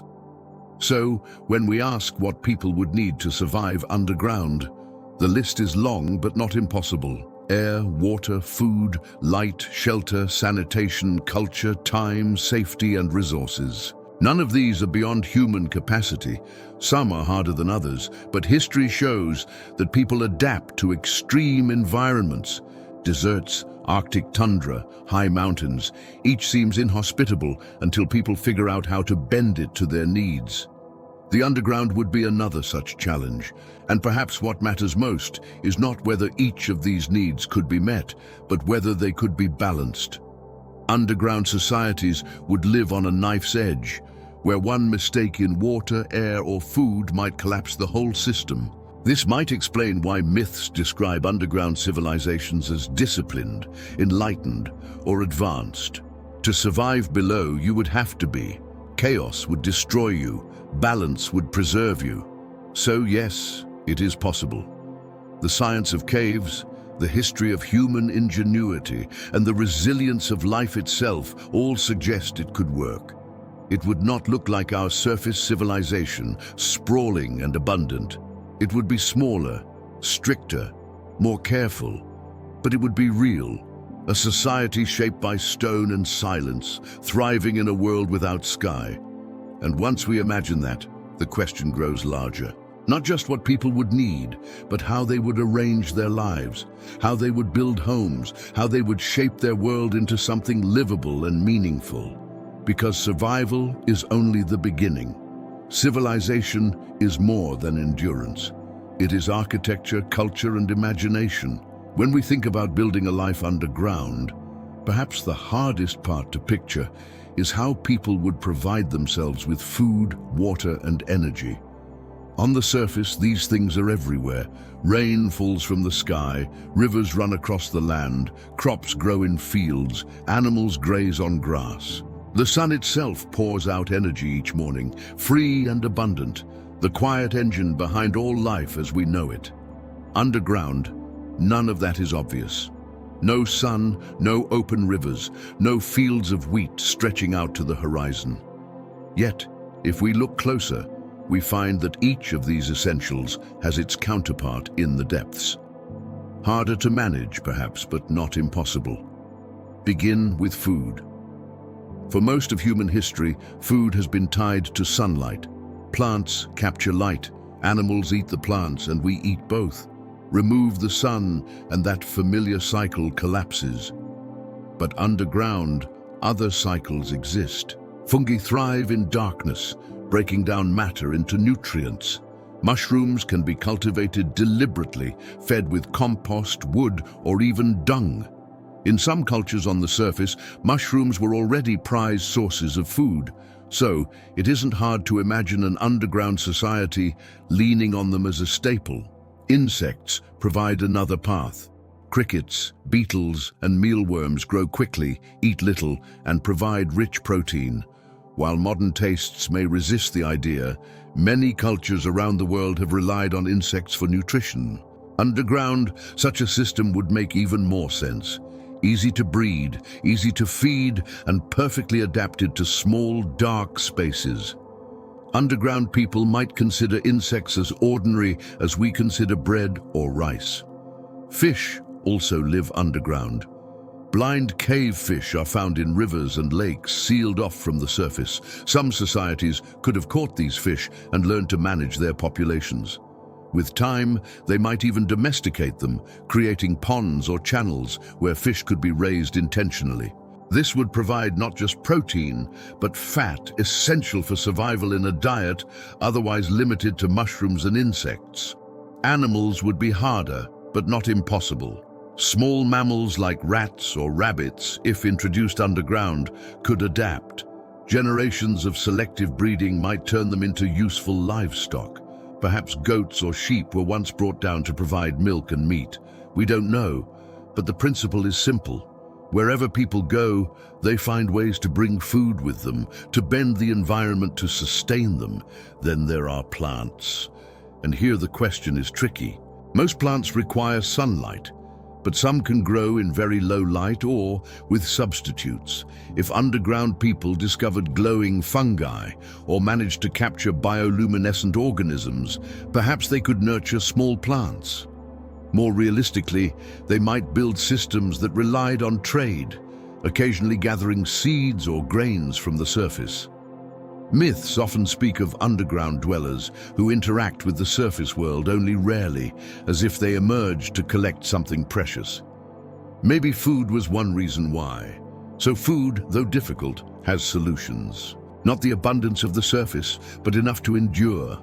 Mushrooms, insects, fish, small animals, occasional plants, and clever management. Water, meanwhile, is actually more plentiful underground than many imagine. Aquifers stretch like hidden oceans below us, vast reserves trapped in stone. Caves often contain rivers and lakes, slowly fed by rain filtering from above. Drip water can be collected, and with proper storage, it can last through dry periods. The challenge is not availability, but purity. Some underground water is rich in minerals, even poisonous. Sulfur springs, iron-rich pools, or stagnant water could make people sick. So, filtration would be essential. Sand, charcoal, or even certain types of stone can filter water. Boiling provides another solution if fuel is available. Underground, people would have learned by trial and error which sources to trust. Another issue is transportation. Rivers underground can be narrow or dangerous. So, carrying water to communities would require containers, channels, or cisterns. Clay, stone, or even animal skins could be used. In some myths, underground cities are described as being built around great lakes or rivers, as though proximity to water was the deciding factor for settlement. This makes sense. Water dictates where people live, above or below. Energy is perhaps the most fascinating puzzle. On the surface, energy comes from the sun, from wind, from flowing rivers. Underground, none of these apply. So, what then could a civilization rely on? The most obvious answer is fire. Wood, carried from the surface, or peat or coal if they learned to extract it, could provide heat and light. Fire is dangerous in enclosed spaces, but with ventilation systems, it can be managed. Beyond fire, there are subtler sources. Bioluminescence could provide light, though not strong enough for heavy work. Glowing fungi or insects could create atmosphere, orientation, and even ritual significance. Geothermal energy might play a role too. Underground heat seeps from the Earth's core. Hot springs, steam vents, or warm rock could provide natural heating. Some societies might have learned to use these, channeling steam to cook food or warm chambers. And then there is human energy. In the absence of abundant resources, people themselves become the engines. Muscle power, organized into routines, can grind grain, pump water, or carry supplies. In an underground society, cooperation would not just be social, but mechanical. Many hands working together to replace the absent energy of the sun. Imagine, for example, a great hall lit by faintly glowing fungi, with people gathered to share food of mushrooms, fish, and insects, drinking from cisterns filled by dripping water, warmed by stone that holds geothermal heat. Above them, unseen, the sun shines for other societies. But below, life continues, self-sustaining, fragile, yet enduring. Of course, survival underground would never be easy. Food supplies would need constant management. Water systems would need protection from contamination. Energy would always be limited. But humans are problem solvers. And the myths of underground civilizations suggest they were imagined as disciplined, careful, and wise, precisely because those traits would be necessary. Waste, greed, or recklessness would destroy them. Balance, patience, and cooperation would keep them alive. So when we think of food, water, and energy without the sky, the question becomes not whether they are possible, but how carefully they can be sustained. The underground is stingy. It offers little abundance, but it does offer enough. And sometimes, enough is all that is required for life to persist. And once those basics are secured, people can begin to build culture, architecture, and stories. Once bellies are full and thirst is quenched, once warmth keeps out the chill, imagination flourishes. Food, water, and energy are the foundation. What rises from them is everything else that makes a civilization. If people truly lived beneath the surface, one of the first things they would have to decide is how to shape their spaces. Caves provide natural shelter, but they are rarely comfortable. Floors are uneven, ceilings drip, walls close in at odd angles. A family might endure such a space for a season, but a civilization requires something more deliberate. So, the story of an underground people would also be the story of architecture, of how they carved homes of stone and silence into livable places. Stone is unforgiving, but it is also patient. Unlike wood, it does not rot quickly.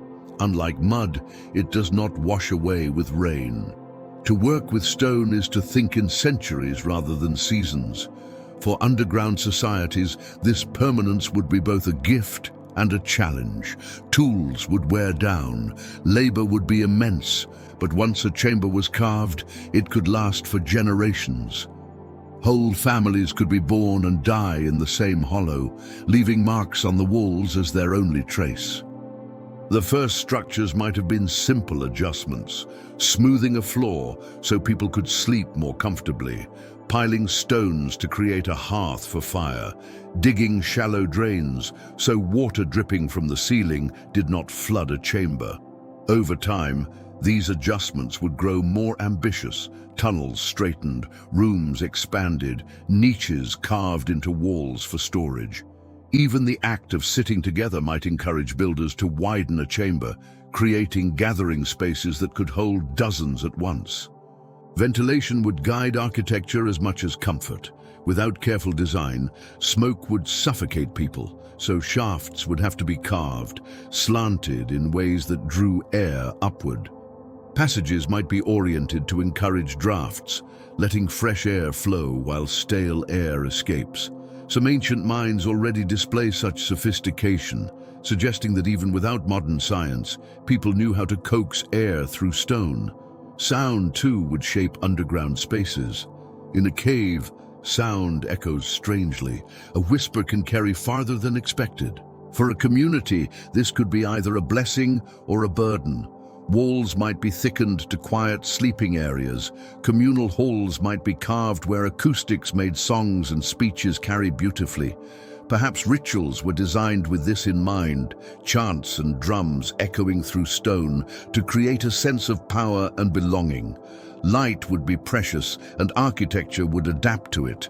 Chambers near entrances might be used for daily work, taking advantage of what little natural light filters in. Deeper spaces, lit only by torches or glowing fungi, would be reserved for storage, rest, or ritual.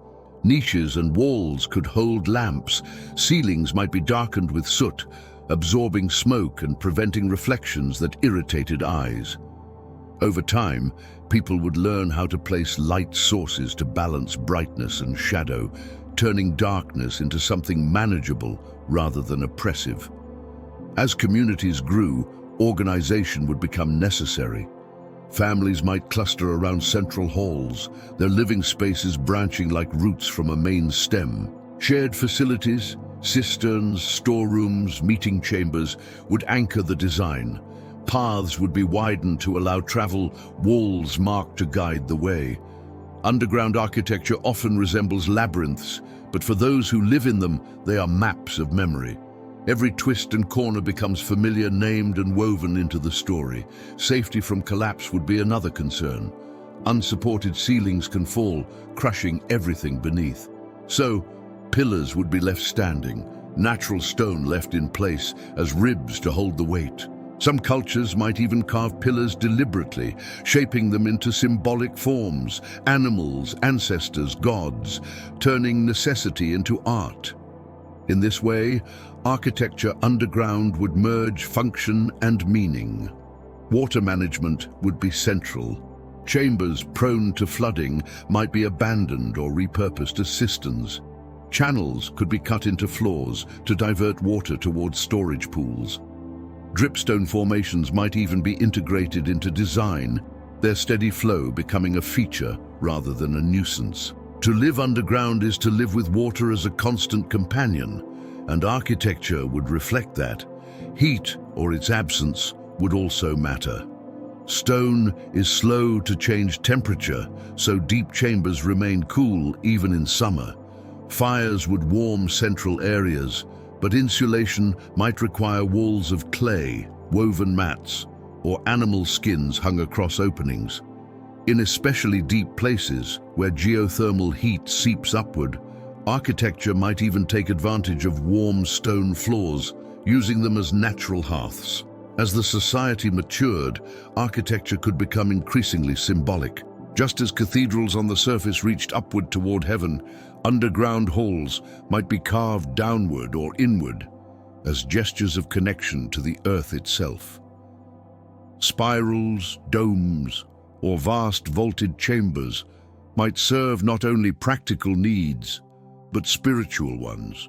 Art would cover the walls, paintings, carvings, etchings that told stories of ancestors, myths, or daily life.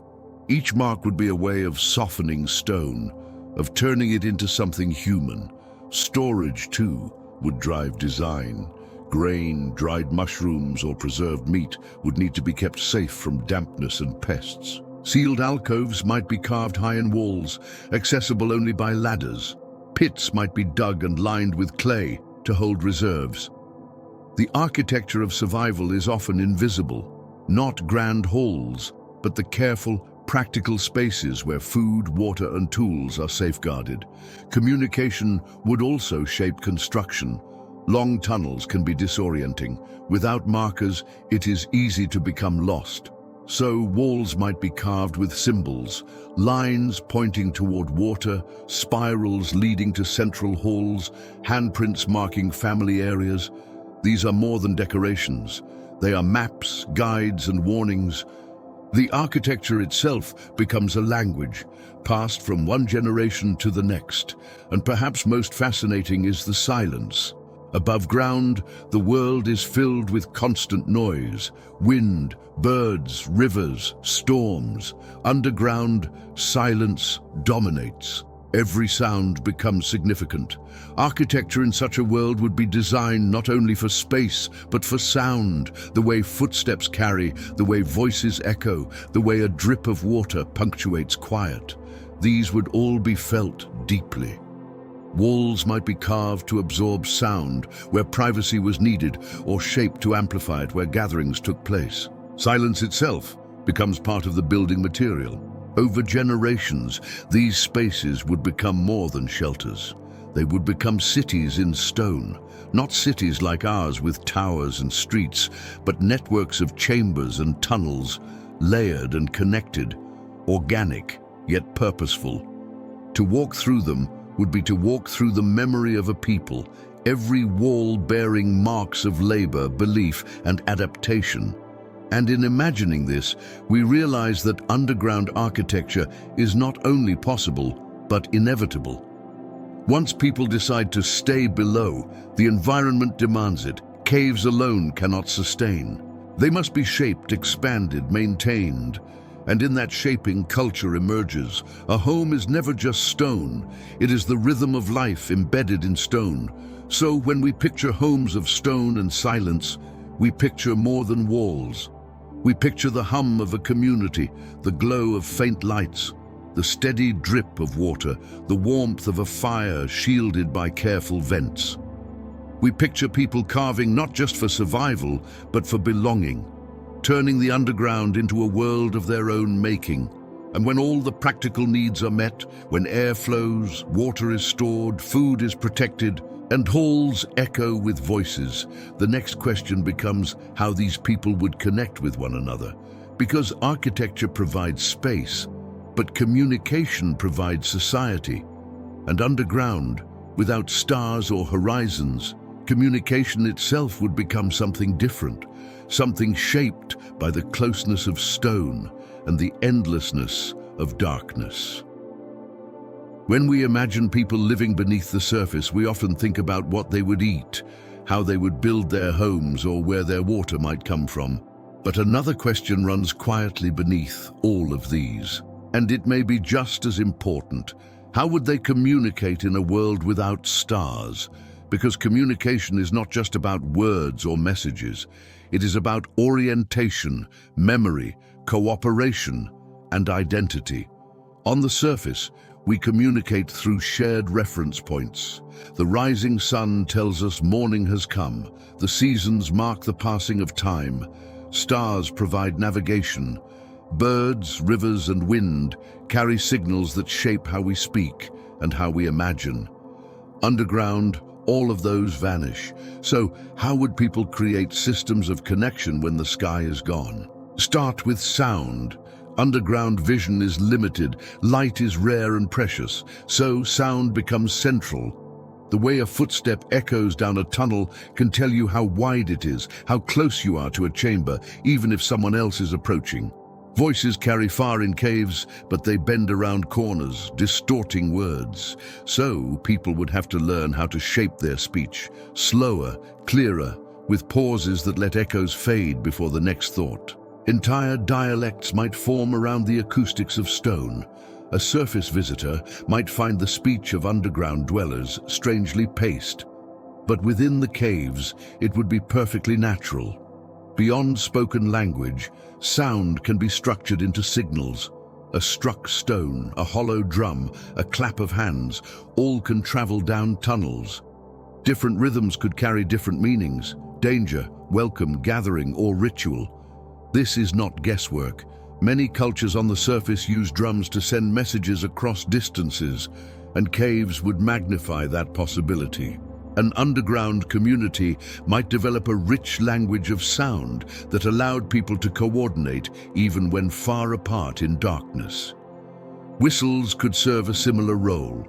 High-pitched tones travel differently through narrow passages, carrying farther than speech.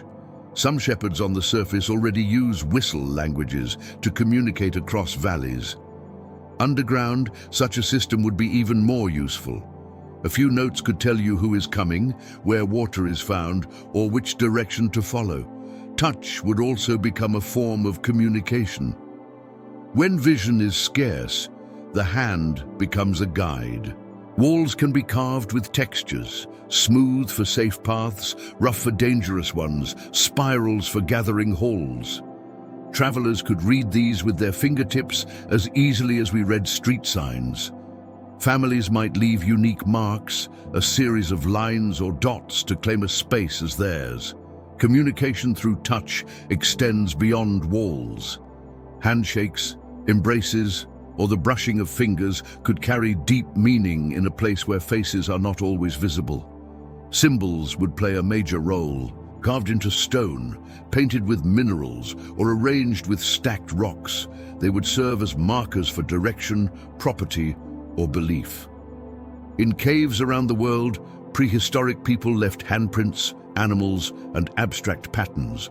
These were not random. They were messages to others, expressions of identity, or ways of connecting across time. An underground civilization would likely expand this practice, turning every chamber into a canvas of communication. Light itself could become a signal, a torch waved in a certain pattern, a lamp covered and uncovered, a glowing fungus arranged in a circle. All could carry meaning. In darkness, the smallest light becomes significant. Entire systems of signals might evolve, like our use of lanterns at sea or smoke on mountaintops. Storytelling would be another essential tool. Without stars to mark the passage of seasons, without a horizon to remind people of direction, stories would hold the role of memory. Through stories, people would remember where water was found, which tunnels led to collapse, or how ancestors survived in hard times. These stories would not be entertainment alone. They would be practical maps and instruction manuals wrapped in narrative so they could be remembered and passed on. Song would expand this role. Music carries emotion, but also information. A song about a journey can include directions. A chant can mark the rhythm of work. A lullaby can encode cultural values. Underground songs would echo through chambers shared by many at once, reinforcing not only memory, but unity. Time itself would be communicated differently. Without stars or sunlight, natural cues vanish. So, time would have to be constructed socially. People would gather for meals, rituals, or tasks at agreed intervals. Bells, drums, or other signals might mark these divisions.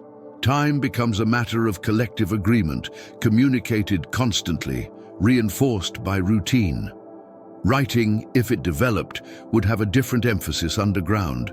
Rather than paper or parchment, stone and clay would dominate. Inscriptions carved deep into walls would last centuries. Clay tablets could be baked near fire pits, preserving records. Symbols might evolve not only to mark language, but to map space, turning architecture into text.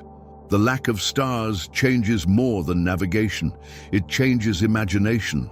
The sky provides metaphors, myths, and aspirations. Underground communication would draw instead from stone, water, and silence. Stories might describe ancestors as rivers or gods as glowing crystals. Metaphors would be tactile and auditory rather than celestial. When people spoke of destiny, they might speak of tunnels branching or chambers opening, not of stars guiding their way. Conflict and diplomacy would also rely on communication. In close quarters, misunderstandings could be dangerous, so systems of mediation, ritualized speech, or carefully structured debate might emerge. Perhaps communities used long pauses in speech to allow echoes to fade, preventing heated exchanges from turning chaotic. Silence itself might become part of communication, a respected space for thought and calm. Even the way people name themselves could be shaped by the environment. In darkness, visual identity matters less. Names might be linked to sound, voices, rhythms, or songs. A person might be known for the way they tap a pattern on stone or for the tone of their whistle. Families might pass down unique rhythms as signatures, recognizable in complete darkness. Imagine a society where meetings are held in large, echoing chambers. Leaders do not speak quickly, but slowly, letting each word settle. Listeners close their eyes, absorbing not just the content, but the rhythm and weight of speech. Decisions are made not by loud voices drowning others, but by carefully measured exchanges where silence is as meaningful as sound. This is not fantasy. It is adaptation, communication shaped by stone. Trade with the surface would complicate this. How would underground people signal to those above without exposing themselves? Perhaps through hidden shafts where sound could be sent upward. Perhaps through symbols carved on stones left at meeting places. Secrecy would matter. Communication would need to balance openness and protection. And then there is the question of memory across generations. Oral traditions would be strong, but inscriptions would anchor them. Marks carved into stone, repeated symbols, songs rehearsed by entire groups. These would ensure continuity. In a world without stars, where the sky does not remind you of eternity, permanence must be carved and sung. So when we think about communication underground, it is not limited to speech. It is sound, touch, light, symbol, story, and ritual. It is the entire web of signals that allow humans to share space and meaning. The absence of stars removes one layer, but it does not silence humanity. If anything, it deepens the role of every other form of connection. And once communication is established, once people have found ways to make themselves heard and remembered in darkness, the next challenge arises. How does living in endless night shape the mind itself? Because architecture and communication solve physical and social needs. But psychology is another matter. What happens when generations grow up without ever seeing the sky? Without knowing morning or evening, without feeling the sun on their faces? To survive underground is not just about finding food, storing water, or carving holes in stone. The greater challenge may be the mind. Humans evolved under the open sky, guided by light and shadow, warmed by the sun, cooled by the moon. Every instinct, every rhythm of our bodies is tuned to cycles of day and night. Remove those cycles, and the world of the mind begins to shift. So, the psychology of endless night is not just an interesting side note. It may be the deciding factor in whether an underground civilization could endure for generations. Experiments on the surface already give us clues. When people are isolated in caves with no sunlight, their sense of time drifts. Some begin to sleep in cycles longer than 24 hours, drifting into 25 or 26. Others lose track altogether, sleeping when tired, waking when they feel like it, until their schedule no longer matches anything recognizable. Days stretch into weeks without shape. Without the sun, the body loses its anchor. Underground, people would have to invent new anchors, artificial rhythms to hold themselves together. But time is only one part. The absence of light itself has profound effects. Light is not just a way of seeing. It regulates hormones, moods, and sleep. Without it, depression and lethargy can grow. People lose energy, motivation, and joy. For an underground society, this could become a constant battle. How do you keep spirits alive in a world without dawn? One answer is artificial light. Torches, lamps, glowing fungi, even reflections of polished stone could help. But another answer lies in culture. Music, ritual, art, and storytelling can act as emotional light, filling the void left by the absent sun. Silence, too, has psychological weight. Above ground, the world hums with sound. Wind through trees, birds calling, rivers running. Underground, silence dominates, broken only by water drips, footsteps, or voices. Silence can soothe, but it can also oppress. Long enough, it becomes heavy, pressing on the mind. So, underground people would need ways to fill silence with meaning. Songs sung in groups, chants echoing in halls, instruments carved from bone or stone. The sound would not just entertain, it would reassure, it would remind people they were not alone. Then there is space. Humans are used to horizons. The sight of distance calms us, gives perspective. Underground, walls are closed, ceilings hang low. For some, this would feel secure, like being embraced. For others, it would feel suffocating, a constant pressure. Over generations, people might adapt. Children raised underground might find open spaces overwhelming rather than comforting. But still, the absence of horizons would shape psychology. Imagination might expand where vision contracts. People might dream of vast halls, gods of infinite chambers, or legends of hidden skies beneath the earth. Fear of the unknown would also be amplified. On the surface, danger often approaches from a distance, visible before it strikes. Underground, danger lurks around every corner. A tunnel might collapse, a predator might hide in the shadows, even another group of people could emerge suddenly from the dark. This uncertainty breeds vigilance, and vigilance, if constant, becomes anxiety. To manage this, underground communities would need trust and cooperation. Shared rituals, mutual reliance, and clear systems of protection would help reduce fear. Isolation is another threat. Underground spaces can cut groups off from one another. A collapse might separate families for days or weeks. Loneliness in such an environment can be devastating. So, communication systems, sounds, signals, rituals of gathering would be vital. Psychology thrives not just on safety, but on connection. People need to know they belong, that others will come for them if danger strikes. Dreams themselves might shift. Sleeping underground is different. No sunrise wakes you, no sunset reminds you to rest. Dreams might become longer, stranger, filled with imagery drawn from stone, water, and shadow. Myths could grow from these dreams, whole cosmologies born of subconscious efforts to make sense of endless night. Perhaps underground societies imagined gods not as figures in the sky, but as presences in the stone. Perhaps their underworld was not a metaphor, but a direct reflection of the only world they knew. Mental illness would be a real challenge. Depression, anxiety, and disorientation would threaten survival. But culture is medicine. Art, ritual, and social structure can protect the mind.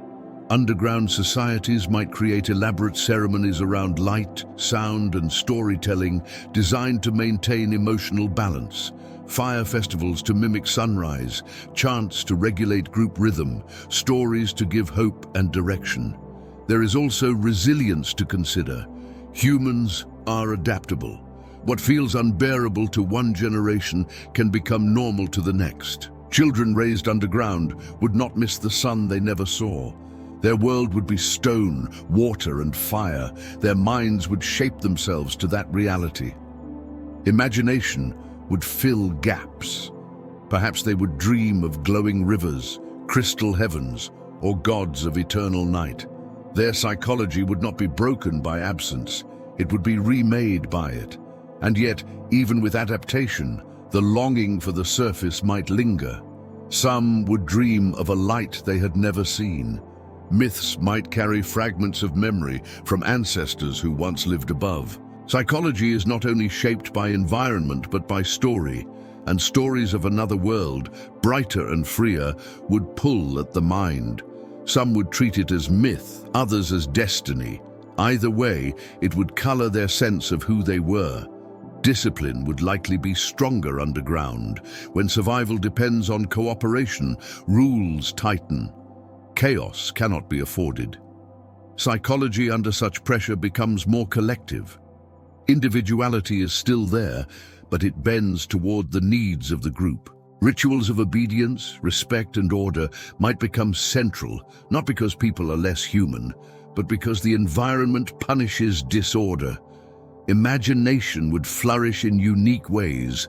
Deprived of the sky, people might turn inward, finding vast universes in dreams, art, and story. Silence and darkness often spark creativity. Cave paintings from our ancestors prove this. In deep darkness, they painted animals, hands, and symbols, creating meaning where none was given. An underground civilization would do the same, not as luxury, but as necessity. Art becomes a stabilizer, a mirror for the mind.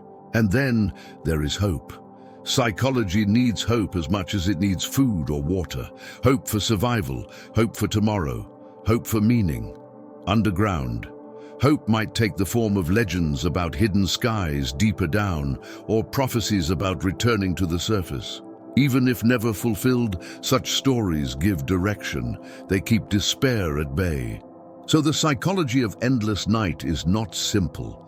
It contains fear, depression, and longing, but also resilience, imagination, and adaptation.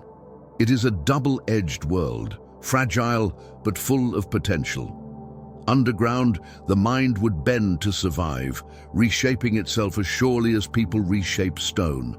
And when minds adapt, when communities create rituals and culture to sustain themselves, the question becomes how they organize that culture. Because psychology is about individuals, but civilization is about groups. And in the endless night, groups would have to find ways to rule, to share, to live together without tearing themselves apart. When people gather in large numbers, rules emerge. Sometimes they are spoken, sometimes they are only understood, but they are always there.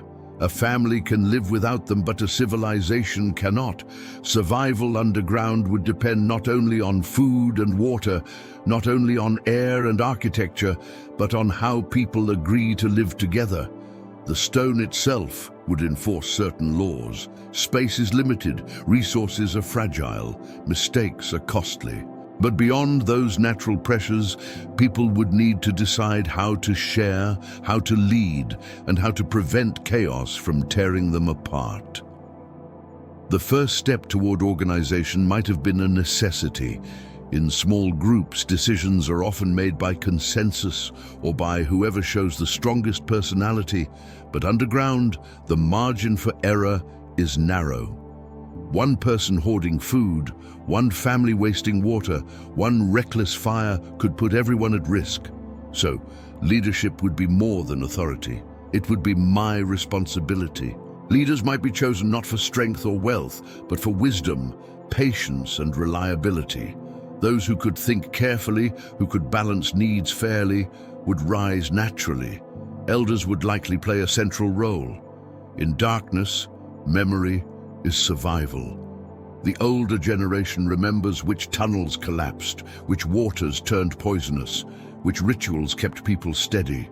Their authority would not only be respected, it would be vital. A society underground might have developed a council of elders, each voice carrying the weight of years. Decisions would not be rushed. Pauses would stretch, words weighed carefully. In a world of silence, wisdom is slow and patience becomes law.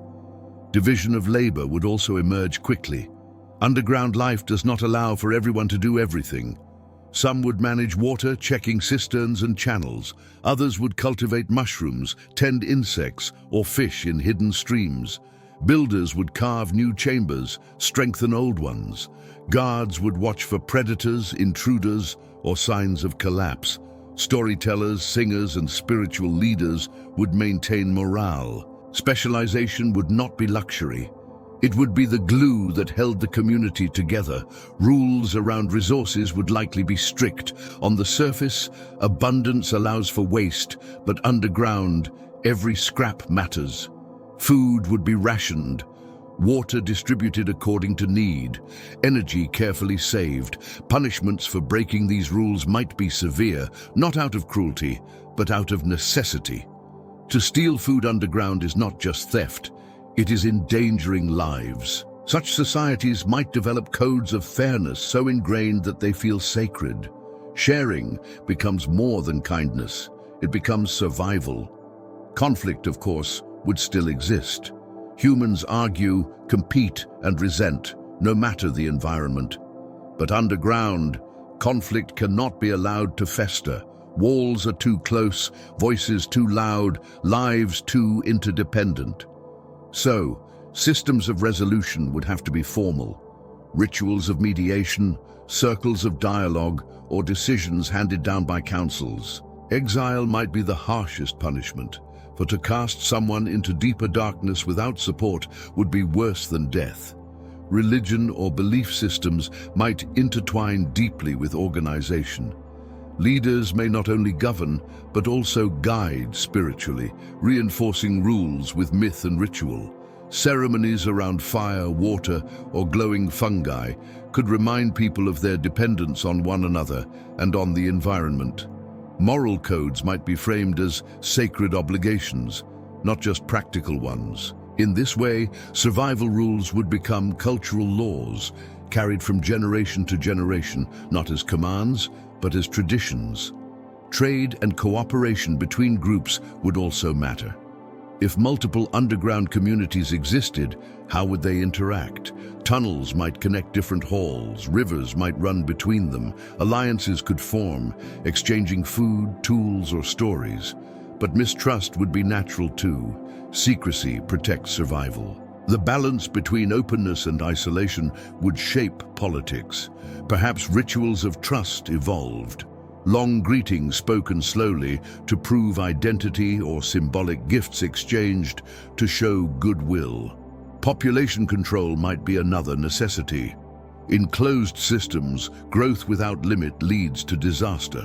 Underground societies might establish customs that regulate family size, whether through delayed marriage, shared child-rearing, or religious restrictions.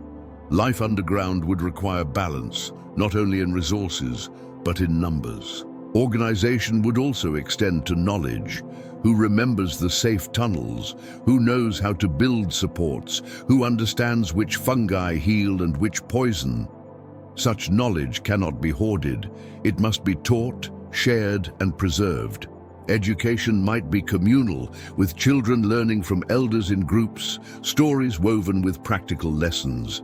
Knowledge becomes collective property, another form of survival. Architecture itself would reflect organization.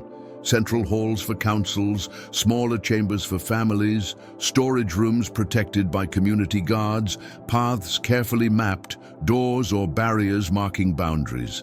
Space underground is not infinite, so every chamber must be accounted for.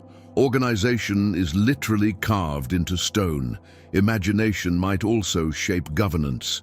Myths could legitimize leaders, telling stories of ancestors chosen by gods or by the earth itself.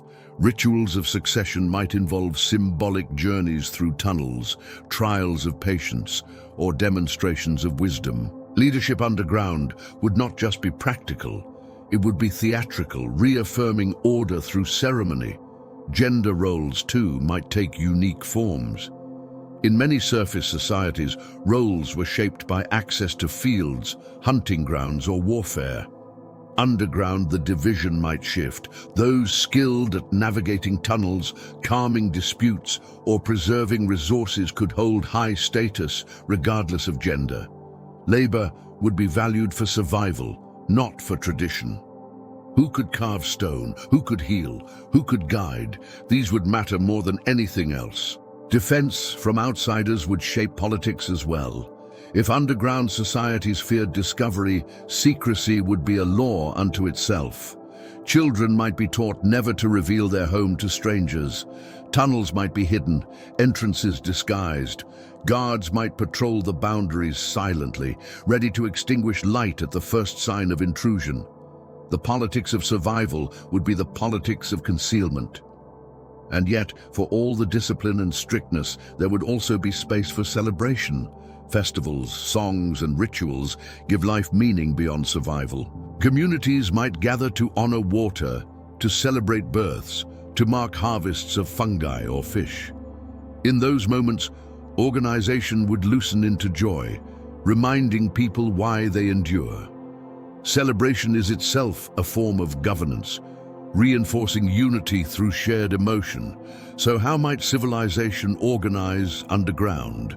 It would be a blend of necessity and creativity, of strict rules and shared rituals. Elders guiding with memory, councils making slow, careful decisions, labor divided by skill, resources rationed with fairness, conflicts resolved through ritual, religion binding it all together, secrecy guarding the edges, and celebration giving it breath. What emerges is not a chaotic collection of survivors, but a disciplined, ordered, resilient people. Their rules may seem harsh to us, but to them, they would be natural, the shape of life, carved into stone.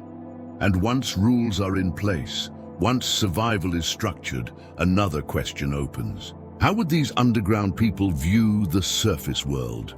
Would they see it as paradise, as danger, as myth, or as temptation? Because organization is about order inside, but every order must also decide what lies outside. Technology does not always mean machines, engines, or electricity. It means the ways people bend their environment to survive. It means the tools they craft, the systems they invent, the clever shortcuts that turn weakness into strength. Above ground, technology grew in partnership with the sun, the wind, the open field, and the flowing river. Underground, it would grow in the absence of all of those things. So technology born from darkness would not look like ours. It would not rise in towers of glass or spread across fields of metal. It would be shaped by stone, water, silence, and the constant need to stretch resources as far as possible. Fire is the most obvious place to begin. Without sunlight, fire is both light and life. The first underground people who learned how to manage it would have transformed their world. Not just keeping warm, but cooking food, driving away predators, hardening clay, and giving themselves something more important than all of that, a rhythm. Fire marks time. The lighting of a flame signals the beginning. Its fading marks an end. Underground, fire would become more than a tool. It would be a clock, a symbol, and a form of power in itself.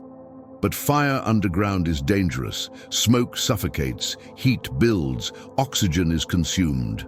So, the technology of fire would not only be about making it, but controlling it. Ventilation shafts carved with precision, chambers designed to pull smoke upward, fuels chosen carefully to minimize choking fumes. Perhaps families passed down secret methods for fire management, songs that guided the tending of flames, stories that warned of disasters when it was misused. Fire technology in darkness would be less about spark and more about mastery. Lighting beyond fire would take on new forms. Glowing fungi exist on the surface, faint but steady. In caves, they could be cultivated, spread across walls to create a ghostly glow. Certain insects produce light, their bodies filled with natural lanterns. Perhaps underground people learned to keep them in containers, feeding them, breeding them, creating swarms of tiny lights that hovered like stars. Minerals, too, can reflect or even store faint light. Polished crystals arranged in clever ways might scatter a single flame into a chamber-wide glow. None of this would be bright like the sun, but underground, brightness is relative. Even a flicker feels like brilliance in total darkness. Tools would follow naturally. Stone is abundant underground, harder to shape than wood but more durable.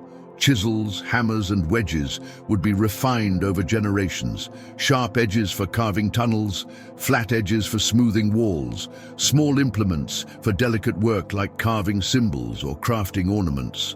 Bone could supplement where stone failed, light, flexible and useful for needles, hooks or points. Metals, if discovered, would change everything. Even small veins of copper or iron could revolutionize survival, allowing stronger tools, sharper weapons, sturdier supports. Mining is itself a form of underground technology, so perhaps such societies became natural metallurgists long before surface people did. Transportation in tunnels would demand innovation. Narrow passages prevent carts or wagons, so goods would be carried on backs in baskets woven from roots or fibers carried down from the surface. Sleds might slide over smooth stone floors, ropes braided from hair or plant fibers would haul heavy loads. In vertical shafts, pulley systems might emerge, simple at first, but increasingly sophisticated. Imagine an underground chamber with ropes stretching upward, weights balanced, goods moving smoothly from one level to another, all powered by human muscle and careful design. Storage would be another crucial technology. In darkness, rot and dampness threaten supplies. So, people would carve sealed chambers, line them with clay, and create systems of airflow to keep food dry. Mushrooms might be dried near fire pits, fish smoked slowly, grains stored in clay jars. Preservation techniques would become as important as production. Perhaps underground societies invented fermentation early, discovering that foods could last longer and taste richer when transformed by microbes. Fermentation not only preserves, but creates alcohol. And alcohol can act as medicine, ritual tool, or simply comfort in long winters of stone. Communication technology too would develop. Sound travels far underground, but uncontrolled, it distorts. So, underground people might have built resonant stones, carved in such a way that a strike carried a clear tone down a tunnel. Drums could be placed at intervals, their beats relayed from hall to hall. Marks on walls would serve as maps. Torches waved in patterns could signal across chambers. These are not the machines we think of today, but they are systems, carefully refined, shaped by generations of trial and error. Medicine would be born from darkness as well. Many fungi and minerals have medicinal properties. Some kill, others heal. Careful observation, carried from generation to generation, could produce a body of knowledge as deep as any surface herbalism. Poultices made from moss, infusions from roots carried below, or mineral scrapes dissolved in water. All could treat illness and injury. Underground societies might revere healers, those who could read the silent language of fungi and stone. Energy beyond fire might also be tapped. Underground rivers can turn wheels. Even if crude, water-driven mills could grind grain, pump water or power simple tools, geothermal heat could be harnessed too. Steam rising from vents might be trapped, used to cook food or warm chambers. These technologies would not look like engines or turbines. They would look like stone basins, carved channels, carefully placed stones, guiding the flow of heat and water, simple but revolutionary for those who lived there. Clothing and materials would show ingenuity as well. Animal skins brought from the surface could be used, but underground societies would need more sustainable options. Fungi, like mycelium, can form tough, leathery sheets. Woven fibers carried from above might be blended with underground plants to create textiles.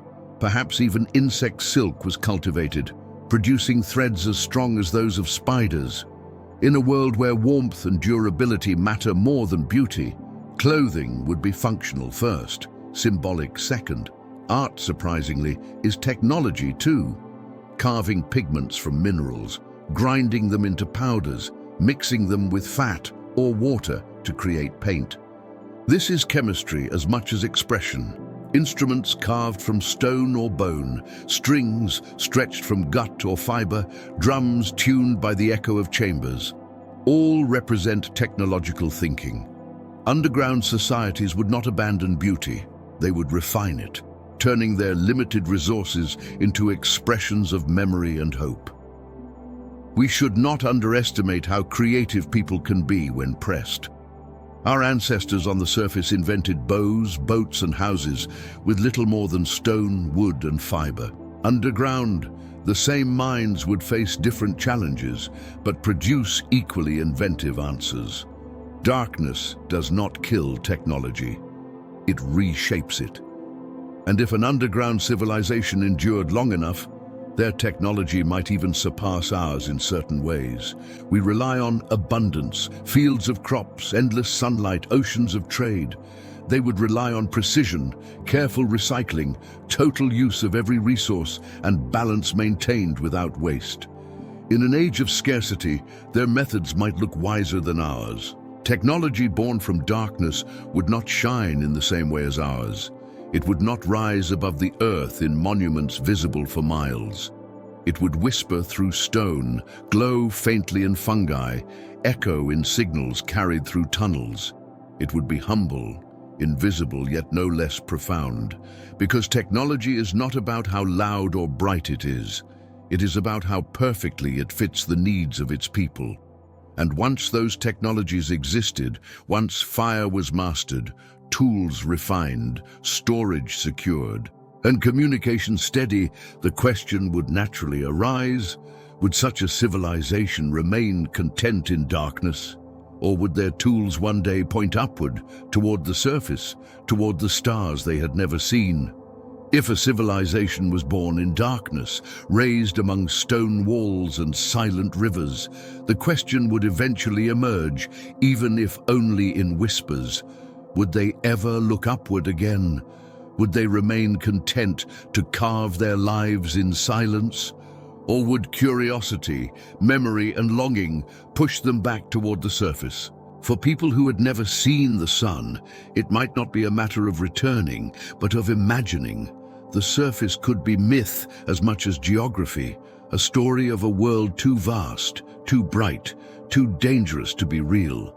But human beings are not creatures who stay still forever. Something in us always wonders what lies beyond the boundary we know. For the first generations underground, survival would silence these questions. Carving homes, securing food, managing fire and water, building rules and traditions. These tasks would consume every thought, but as stability grew, as children were born who knew only stone, the imagination would stir. Songs might emerge about hidden skies, gods of fire rising each day, or a place where water falls from above instead of dripping from rock. These stories would keep alive a sense that there was something beyond the ceiling. Elders, if they remembered the surface, might tell stories of it. But memories warp. What begins as a practical description, trees, rivers, fields of grain, might shift into legend. Trees become pillars of the heavens, rivers become endless snakes of water. The sun becomes not a burning star, but a god whose face cannot be seen. Children raised on such stories might not believe them literally, but they would carry a spark of possibility, a sense that something beyond the stone world exists. Exploration would follow naturally. Humans explore because we must. Even underground, some would wander into uncharted tunnels, driven by curiosity as much as by hunger. Some would vanish, swallowed by collapse or predators. Others would return with new chambers, new rivers, or new dangers mapped into memory. And sometimes, just sometimes, One of those tunnels might slope upward, even if blocked, even if faint.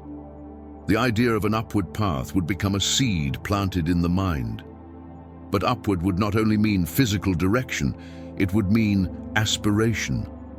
Underground people might build myths about upward journeys, heroes who climb through endless tunnels to reach a world of light, ancestors who return to the stars. Perhaps even rituals where young people symbolically ascend chambers, each higher than the last, until they emerge into a chamber filled with firelight meant to mimic the sun.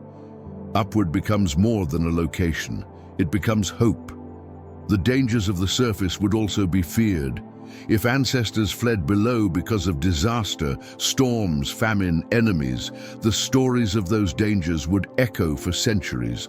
The surface would be painted as a place of chaos, where exposure kills and enemies hunt. The underground would be safe, protected, and sacred. In such a culture, to dream of upward might even be forbidden. Curiosity could be framed as betrayal. The ceiling becomes not only stone, but law. And yet, repression cannot silence imagination forever. Forbidden ideas are often the most tempting. A child who asks what lies above, a singer who weaves songs of light, a dreamer who swears they saw visions of the sun. These voices might be small, but they would not vanish. They would be carried from generation to generation, waiting for a time when survival was stable enough to allow risk. Technology would play a role too. As underground societies grew skilled in carving, preserving, and managing resources, they might eventually gain the means to explore further upward. Tools strong enough to dig, methods to support collapsing shafts, ways to carry air and water farther than before. What begins as myth becomes a project. Exploration becomes planned rather than accidental. The psychological pull of the unknown is powerful. We know this from our own history. People have crossed deserts, oceans, and even the void of space, not because they needed to, but because they wanted to know. Underground, the surface would be their cosmos, the unreachable frontier. Even if dangerous, even if unnecessary, some would risk everything for a glimpse. What would happen if they succeeded? Imagine a person who has never seen the sky, standing at the mouth of a cave as dawn breaks. The flood of light would be overwhelming, painful even. Their eyes would close, their skin recoiling. But slowly, they would adapt, and what they saw would defy every story told underground. The vastness of the horizon, the infinite scatter of stars, the warmth of the sun. It might be terrifying, even maddening, but it would also be a revelation. Such a discovery would change everything. The stories told for centuries would suddenly be confirmed or shattered. The elders' authority might be challenged. Religion might splinter, some declaring the surface sacred, others branding it forbidden. Entire communities might divide between those who wish to rise and those who cling to the safety of stone. Upheaval would ripple through every hall. But discovery need not mean abandonment. An underground civilization might treat the surface as another realm, a place visited only for ritual, trade, or vision quests. Young people might be sent upward as a test of courage, returning with stories of sky and stars. The surface could be woven into culture without replacing the underground way of life. Still, once the door is opened, it cannot be fully closed. Even if most people remained below, the knowledge that another world exists above would gnaw at them. Questions would grow. Why live without sunlight when it is there? Why starve in stone when fields stretch across the surface? Hope would become pressure. Pressure would change. And yet, perhaps not all would feel it. Perhaps many would resist, preferring the known to the unknown. The surface may be vast, but it is unpredictable. Storms, predators, enemies, scarcity, these are real risks. The underground is harsh, but it is controlled. People might cling to control rather than gamble on freedom. So the question of whether they would ever look upward again has no simple answer. Some would not. And between them would stretch tension, conflict, and compromise. The story of an underground people would not be a story of one path, but of many. Curiosity and fear, memory and myth, hope and caution, all pulling against one another like threads woven into stone. And if we look at ourselves, we see the same pattern. We live under a sky filled with stars, yet we dream of leaving it for space. Some call it destiny, others call it madness. And still, ships are built, rockets launched, risks taken. Maybe the question of upward mobility is universal. Maybe every person, whether under the sky or beneath the ground, carries the same seed of curiosity. And when we imagine them gazing upward, dreaming of what lies beyond, we also imagine what would happen if they went farther, not just to the surface, but beyond even that. Because once you take one step upward, you begin to wonder how many more there might be. When we picture an underground civilization, we often imagine it as something hidden in the present or waiting to emerge in the future. But what if it was something older than us? What if they were here before us? The idea unsettles because it reshapes the story we tell about ourselves. We like to believe humanity is the first and greatest intelligence on Earth, that our story begins at the surface, in open plains under the sun. But what if another story began before ours, in silence and darkness, carved into stone, long before we walked upright? Our science tells us that civilizations rose with agriculture, that farming fields under the sky gave birth to cities, writing, trade, and culture. But is that the only path? Mushrooms can be cultivated in darkness. Insects and fish can be bred in underground streams. Minerals can be shaped into tools. A people living in caves, if organized and inventive, might have built something we would recognize as civilization long before wheat was planted in fields. If they existed, their traces would be hard to find. Stone preserves little of daily life. Wood rots, fabric decays, fire leaves only ash. Even the walls they carved could be mistaken for natural formations unless we knew how to read them. And if they lived far below, in chambers we have not yet reached, their world could remain untouched for tens of thousands of years. Legends might carry faint echoes, myths of hidden realms, forgotten peoples, or wise ancestors who taught us skills we claimed as our own. The stories of Shambhala, Agartha, or the Hollow Earth might not be literal maps, but memories blurred across time. Cultures across the world tell of people who came from below, who emerged from caves or rose from underworlds to shape the surface. Perhaps these stories are not pure imagination. Perhaps they are fragments of encounters with something older. If they came before us, the question is why they vanished. Maybe they did not vanish at all. Maybe they remained underground, content with the stability of their world while we rose above to claim the surface. Or perhaps disaster struck. Flooding tunnels, poisoned air, collapses that forced survivors to emerge into a world they were not prepared for. Those who made it might have mingled with early humans, passing along fragments of knowledge before their identity dissolved into ours. Imagine if fire-making, tool refinement, or even early myths were not our inventions, but gifts left behind by people of the dark. It is not impossible. Much of what we call progress is shared, borrowed, inherited, and reinvented. If another intelligence lived here before us, their fingerprints might already be hidden within our own culture, invisible because we assume they are ours.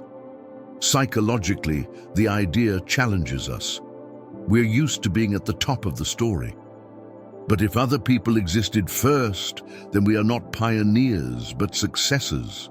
We're not alone in the story of Earth, but part of a chain, maybe one link in a much longer sequence of rises and falls. It makes us ask whether our dominance is permanent or temporary, whether another intelligence might follow us as we followed them. Science fiction explores this constantly. Stories of ancient civilizations buried beneath planets, ruins holding secrets older than humanity, knowledge waiting in forgotten tunnels. But these are not only stories. Archaeology has shown again and again that history is deeper than we think. Lost cities under sand, civilizations erased by climate shifts, cultures that flourished and vanished long before our textbooks imagined them. If this can happen on the surface, why not below it? The technology of such people would not resemble ours. It would be adapted to darkness, shaped by necessity. They may have mastered ventilation, water systems, fungal cultivation, and stone carving in ways we cannot match even today. What seems simple to us may have been perfected to a degree that made their lives sustainable for millennia. Survival in such an environment requires discipline, balance, and ingenuity. If they managed that balance, they might have thrived for far longer than our brief 10,000 years of recorded history. And then there is the possibility of contact. If they were here first, did they ever meet us? Perhaps early humans stumbled upon their tunnels, mistook them for gods or spirits, learned from them, feared them. Perhaps stories of dwarves, trolls, or other subterranean beings are memories of real encounters. Exaggeration adds fangs and magic, but beneath the layers of myth could lie something older and stranger, meetings between our ancestors and people who had lived in the dark for ages. The silence of evidence does not erase the possibility. Most of human history is invisible in the record. Most of Earth's history hides more than it reveals. Stone swallows traces, water washes them away. Time erases more than it preserves. Absence of proof is not proof of absence. And if they were here before us, it raises another unsettling thought. What if they are still here, not gone, not vanished, but simply content to remain hidden deep in places we cannot reach? We like to think we have mapped the Earth, but most of it remains unseen. The oceans are vast mysteries. The crust itself is largely unknown. Entire cave systems stretch for miles, uncharted, waiting. It is not impossible that life, even intelligent life, continues in silence where we cannot see. If that were true, what would it mean for us? Would they see us as children? Reckless and noisy, squandering resources they preserved carefully? Would they pity us, envy us, fear us, or ignore us? Would they reveal themselves or choose to watch quietly as they always have? And for us, the revelation that we were not first would shake the foundations of our self-image. Religions would be questioned. Science would be humbled. Culture would be rewritten. To know that other people shaped this world before us would change how we see ourselves. Perhaps it would make us more cautious, more respectful. Or perhaps it would drive us to compete, to prove we are greater. But the truth, if it exists, may never be known. We may never find traces strong enough to prove they were here. The silence of stone may hold its secrets forever. Still, the question matters, because it reminds us that history is not a straight line. It is a web of possibilities, some visible, some hidden. And the story of Earth is far longer and stranger than the short span we've lived on its surface. To ask if they were here before us is to ask whether we are unique or only temporary, whether we are the first storytellers or just the latest voices in an older song. And when that question lingers, it naturally leads to another. If they left traces, where might we find them? If they still exist, what signs would betray their presence? If the underground hides the memory of people before us, what evidence could we search for in the cracks and shadows of our world? If we allow ourselves to wonder whether another civilization once lived beneath the surface, or perhaps still does, the next question follows naturally. What signs would they leave behind? What clues might be hidden in our world, waiting for us to notice? Stone does not give up its secrets easily, but nothing can exist without leaving some trace. Every fire leaves ash, every tool leaves marks, every voice leaves echoes, if you know how to listen. Some of the most obvious places to look are caves themselves. When our own ancestors painted on walls, carved symbols, or left tools behind, they preserved glimpses of their lives for tens of thousands of years. If other people had lived in similar spaces, far earlier or deeper below, they might have done the same. Lines in the stone that look like cracks could, on closer inspection, be deliberate carvings. Chambers that seem natural might have been shaped by hands long forgotten. Sometimes archaeologists already debate whether strange formations are natural or artificial, whether a wall smoothed in the dark is the result of water or of tools. It is possible that some of these arguments are really about traces left by someone else, long before us. Artifacts are another possibility, though they would be rare. Stone tools can survive, but they're often overlooked. A chisel, a hammer, or a wedge buried deep in sediment could easily be mistaken for ordinary rock. Unless someone knows exactly what to look for, entire collections of tools could lie unrecognized in caves, mislabeled or ignored. More delicate materials, wood, fabric, bone, would decay. Metal might corrode into nothing. So we should not expect golden crowns or glowing machines. We should expect subtlety. Scratches on walls, soot in ceilings, small piles of stone arranged too neatly to be chance. Stories themselves are a kind of evidence. Cultures across the world tell of beings who come from below. Some myths speak of ancestors emerging from caves at the beginning of time. Others describe hidden people who taught agriculture, medicine, or metalwork before vanishing again into the ground. We call them myths because we cannot verify them. But myths often preserve echoes of truth. When distant cultures share similar stories, it suggests something more than coincidence.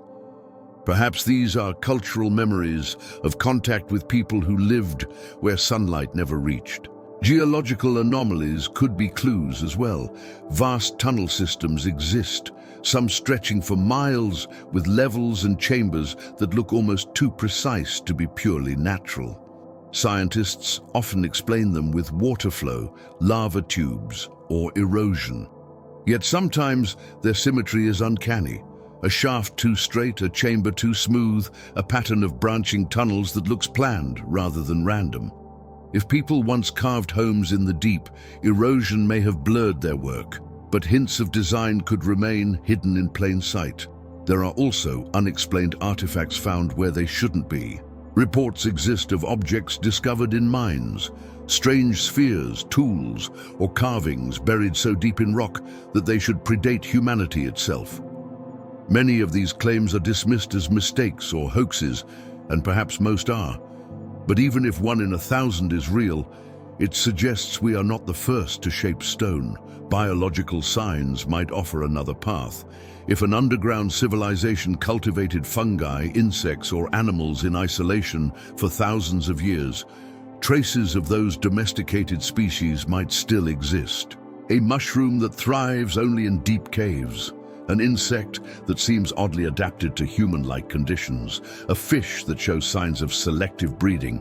These could be living fossils of a culture that shaped them long ago. Science might call them anomalies of evolution, but perhaps they are remnants of deliberate human effort in darkness. Architecture is another clue we may already have seen. Some ancient sites on the surface show tunnel systems beneath them.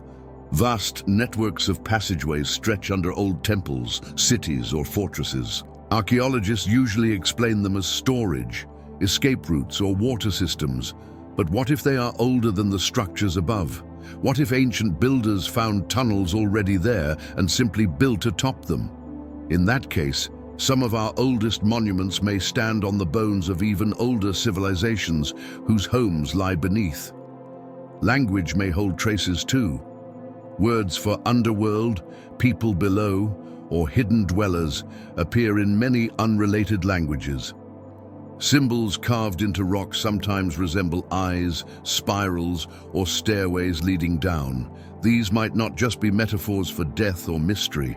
They might be inherited memories of real people below, encoded into culture, long after direct contact faded. We should also consider the possibility of active concealment. If an underground civilization survived into times we recognize, they may have worked to erase their traces. Entrances could be sealed, tools hidden, fires carefully managed to avoid leaving marks. Secrecy itself would be a survival strategy. The fewer signs they left, the safer they were from discovery. If so, the clues we find may not be what they left accidentally, but what they failed to erase completely. Sound might carry hints too. Caves and tunnels often produce strange echoes, whispers or hums. Geologists explain them as natural resonances, wind currents or dripping water. But what if some of those sounds are remnants of deliberate design? Tunnels carved to carry voices or signals might still sing their notes long after the people who carved them are gone. Science gives us tools to search, but science also has limits. When archaeologists dig, they often focus on layers that fit their timeline of human history. Anything that doesn't fit is set aside. Anomalies are often dismissed rather than explored, but the record of the Earth is vast, and perhaps we have only read the surface of the story. So, what signs and clues might be hidden in our world? They may be subtle, fragile, or buried too deep for us to find. They may be stories we dismiss, tools we overlook, tunnels we mistake for nature. But the possibility that they exist at all reminds us that history is not finished, that beneath our feet may lie not only stone but memory, not only silence but evidence of lives as real as ours. And if evidence does exist, it invites another question.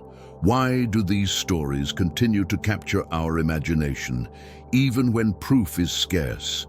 Why do we keep searching for hidden worlds, for people who may or may not have lived below us? Perhaps the answer lies less in stone and more in ourselves, in the way imagination reaches for mysteries we cannot quite solve, and in the way hidden worlds reflect something about our own. For all the stories of hidden worlds, ancient tunnels and civilizations that may have thrived beneath our feet, one question lingers. Why does this idea still capture our imagination? Why do we return to it again and again in myths, in books, in films, in quiet conversations at night? There is something in the image of a people living below us that refuses to let go. Part of it is fear. The underground has always carried unease. Caves swallow light. Tunnels close around us. The deeper we go, the more we feel the weight of the earth above pressing down, reminding us how small we are. When we imagine a civilization beneath us, we're not only imagining neighbors, we're imagining being watched from below, our world less secure than it seems. That fear taps into something ancient, the knowledge that predators lurked in caves, that the dark was never truly safe. Stories of hidden people keep that fear alive, reshaped into myth.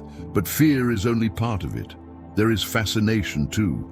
The underground is a mystery, and mystery pulls at us. A door half open is more compelling than a door wide open.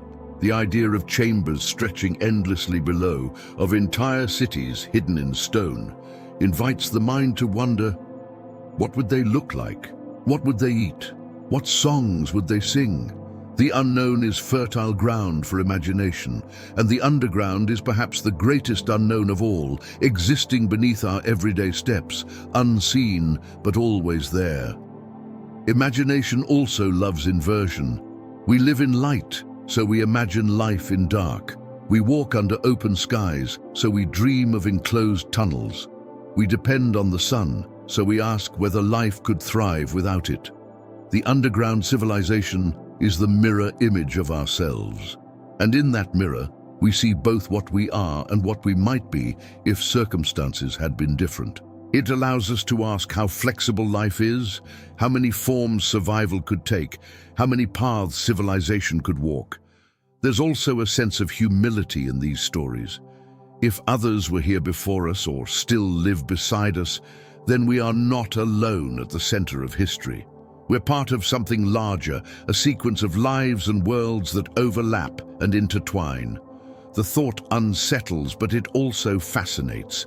It reminds us that the story of Earth is bigger than us, that we might not be the final word. These stories also satisfy a longing for hidden depth. In a world where satellites map every street, where images of the planet are only a click away, mystery feels endangered.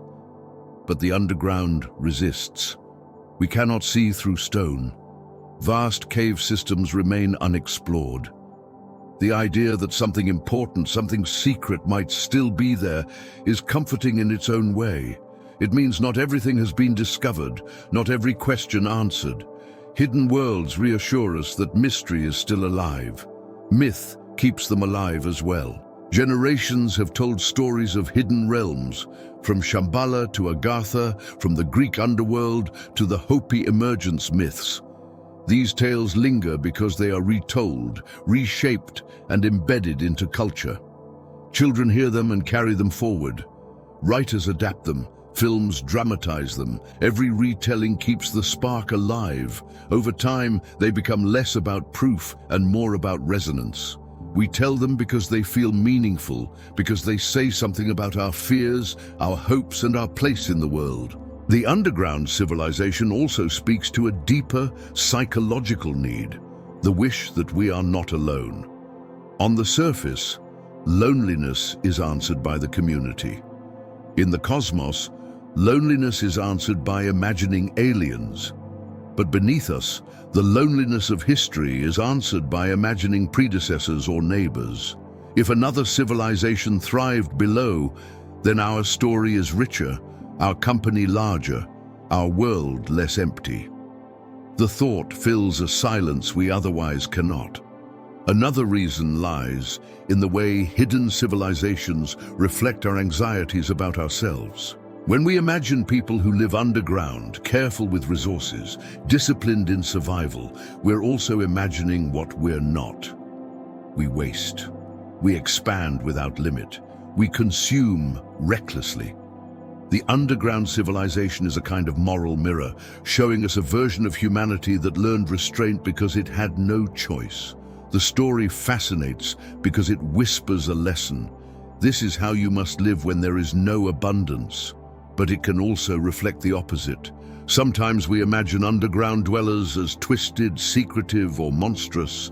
They hoard, they deceive, they plot. In those stories, they embody what we fear about ourselves, the parts of humanity that thrive in shadows, the instincts we repress but know are there. In this way, the story is not about them at all. It is about us, our virtues and our vices externalized into the people below. There is also the adventure of it. Stories of hidden worlds promise discovery. Who among us has not wished to stumble upon a hidden door, a forgotten stairway, a cave that leads to something extraordinary? The underground civilization is the ultimate hidden door. It suggests that adventure is not only in distant lands or outer space, but right here, under our feet, waiting. And perhaps most of all, these stories endure because they are adaptable. They can be hopeful, fearful, spiritual, or scientific. They can appear in ancient myth or modern fiction. They can be metaphors for death, symbols of the unconscious, or literal speculations about survival in stone. They fit whatever lens we place on them. That flexibility keeps them alive. A story that can only be told one way dies quickly. A story that can be retold in countless ways endures forever. So why does this story still capture our imagination? Because it offers fear, fascination, humility, mystery, comfort, reflection, and adventure all at once. Because it asks us to look beneath the surface of the earth, of ourselves, of history, and wonder what lies hidden. Because it reminds us that no matter how much we discover, there is always more to imagine. And from there, the thought naturally follows. If the story still matters to us, if it still lives in our myths and our imaginations, how do we bring it to a close when we tell it aloud? How do we step back from the dark and gently return to the surface, carrying the wonder without losing the calm?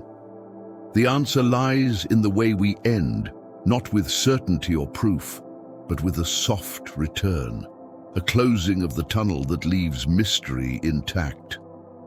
We have wandered through shadows for a long while, tracing the idea of a civilization born in darkness, of people who might have built homes of stone, cultivated life without sunlight, and carried stories that still echo in our myths. We have followed them through questions of survival, technology, memory, and imagination, always circling around the same wonder. What if the first civilization lived underground? And now, as the story bends toward its end, there is the quiet task of closing the tunnel, of returning gently to the surface without rushing, without breaking the spell, without locking away the mystery too tightly. When we leave a cave in real life, the change is slow. At first, there is only blackness, then a faint shimmer of light, then shadows take shape. The air shifts, carrying scents of soil and grass. Our eyes adjust, and we realize the outside has been waiting all along. Ending this story is like that. We're not shutting a door so much as letting the light seep back in, letting the imagination linger even as we step into familiar ground. The thought of hidden civilizations reminds us of something important about ourselves. We are creatures of curiosity. We dig, we search, we imagine, we create stories where none may exist. And sometimes, those stories point us toward truths we had not seen before. Perhaps no civilization ever thrived in eternal night. Perhaps it's only a tale born of fear and fascination. But the act of asking, the act of wondering, is itself valuable. It keeps mystery alive in a world that often feels stripped bare by knowledge. And mystery is not the enemy of science or reason, it is their companion. Every discovery begins as a question, a possibility that sounds impossible until it is not. Once, people thought life could not exist in deep oceans without sunlight. Then we found ecosystems thriving on heat and chemicals. Once people thought no city could exist without rivers or fields. Then we built skyscrapers that drink water from pipes and import food from across the globe. Again and again, what we once thought impossible proves only to be unexplored. So, when we ask whether civilizations might have lived underground, we're not abandoning reason. We're extending it into the dark, asking it to illuminate places we have not yet looked. There is also something deeply human in imagining life below. The underground is not only a place of fear, it is also a shelter. In storms, in wars, in heat and cold, caves have offered protection. Miners descend for work, archaeologists dig for history, children crawl into basements during thunder. The underground is part of us, not separate. When we imagine people who never left it, we're imagining an alternate version of ourselves, one that chose to stay in safety, one that built a home where the surface felt too dangerous. The story of hidden civilizations also gives us a way to reflect on our own world. If survival in darkness requires balance, restraint, and cooperation, then perhaps the lesson is that we too must learn these things. Our world above is bright and open, but resources are not infinite.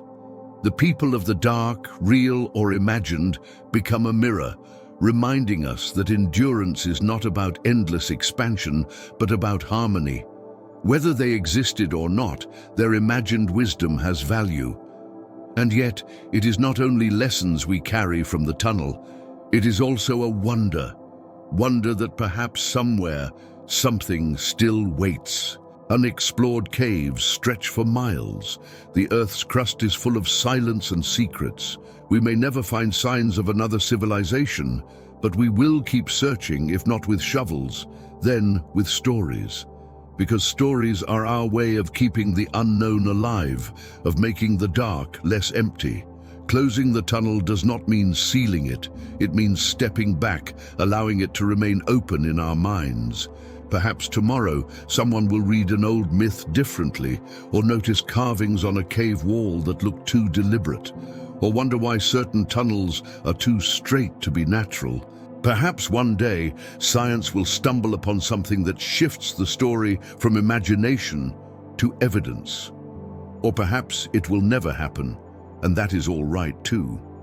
Sometimes, the value of a story is not in its proof, but in its persistence.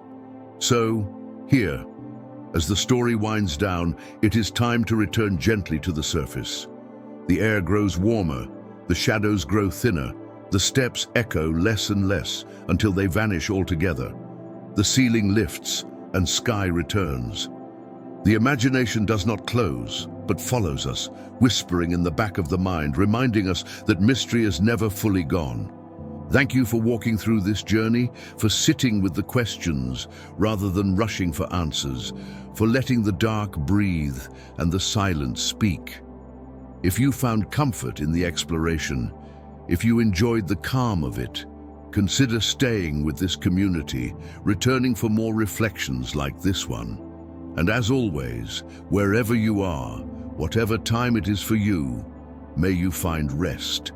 May you carry a little wonder with you. And may the questions linger just enough to make tomorrow feel a little more mysterious than today.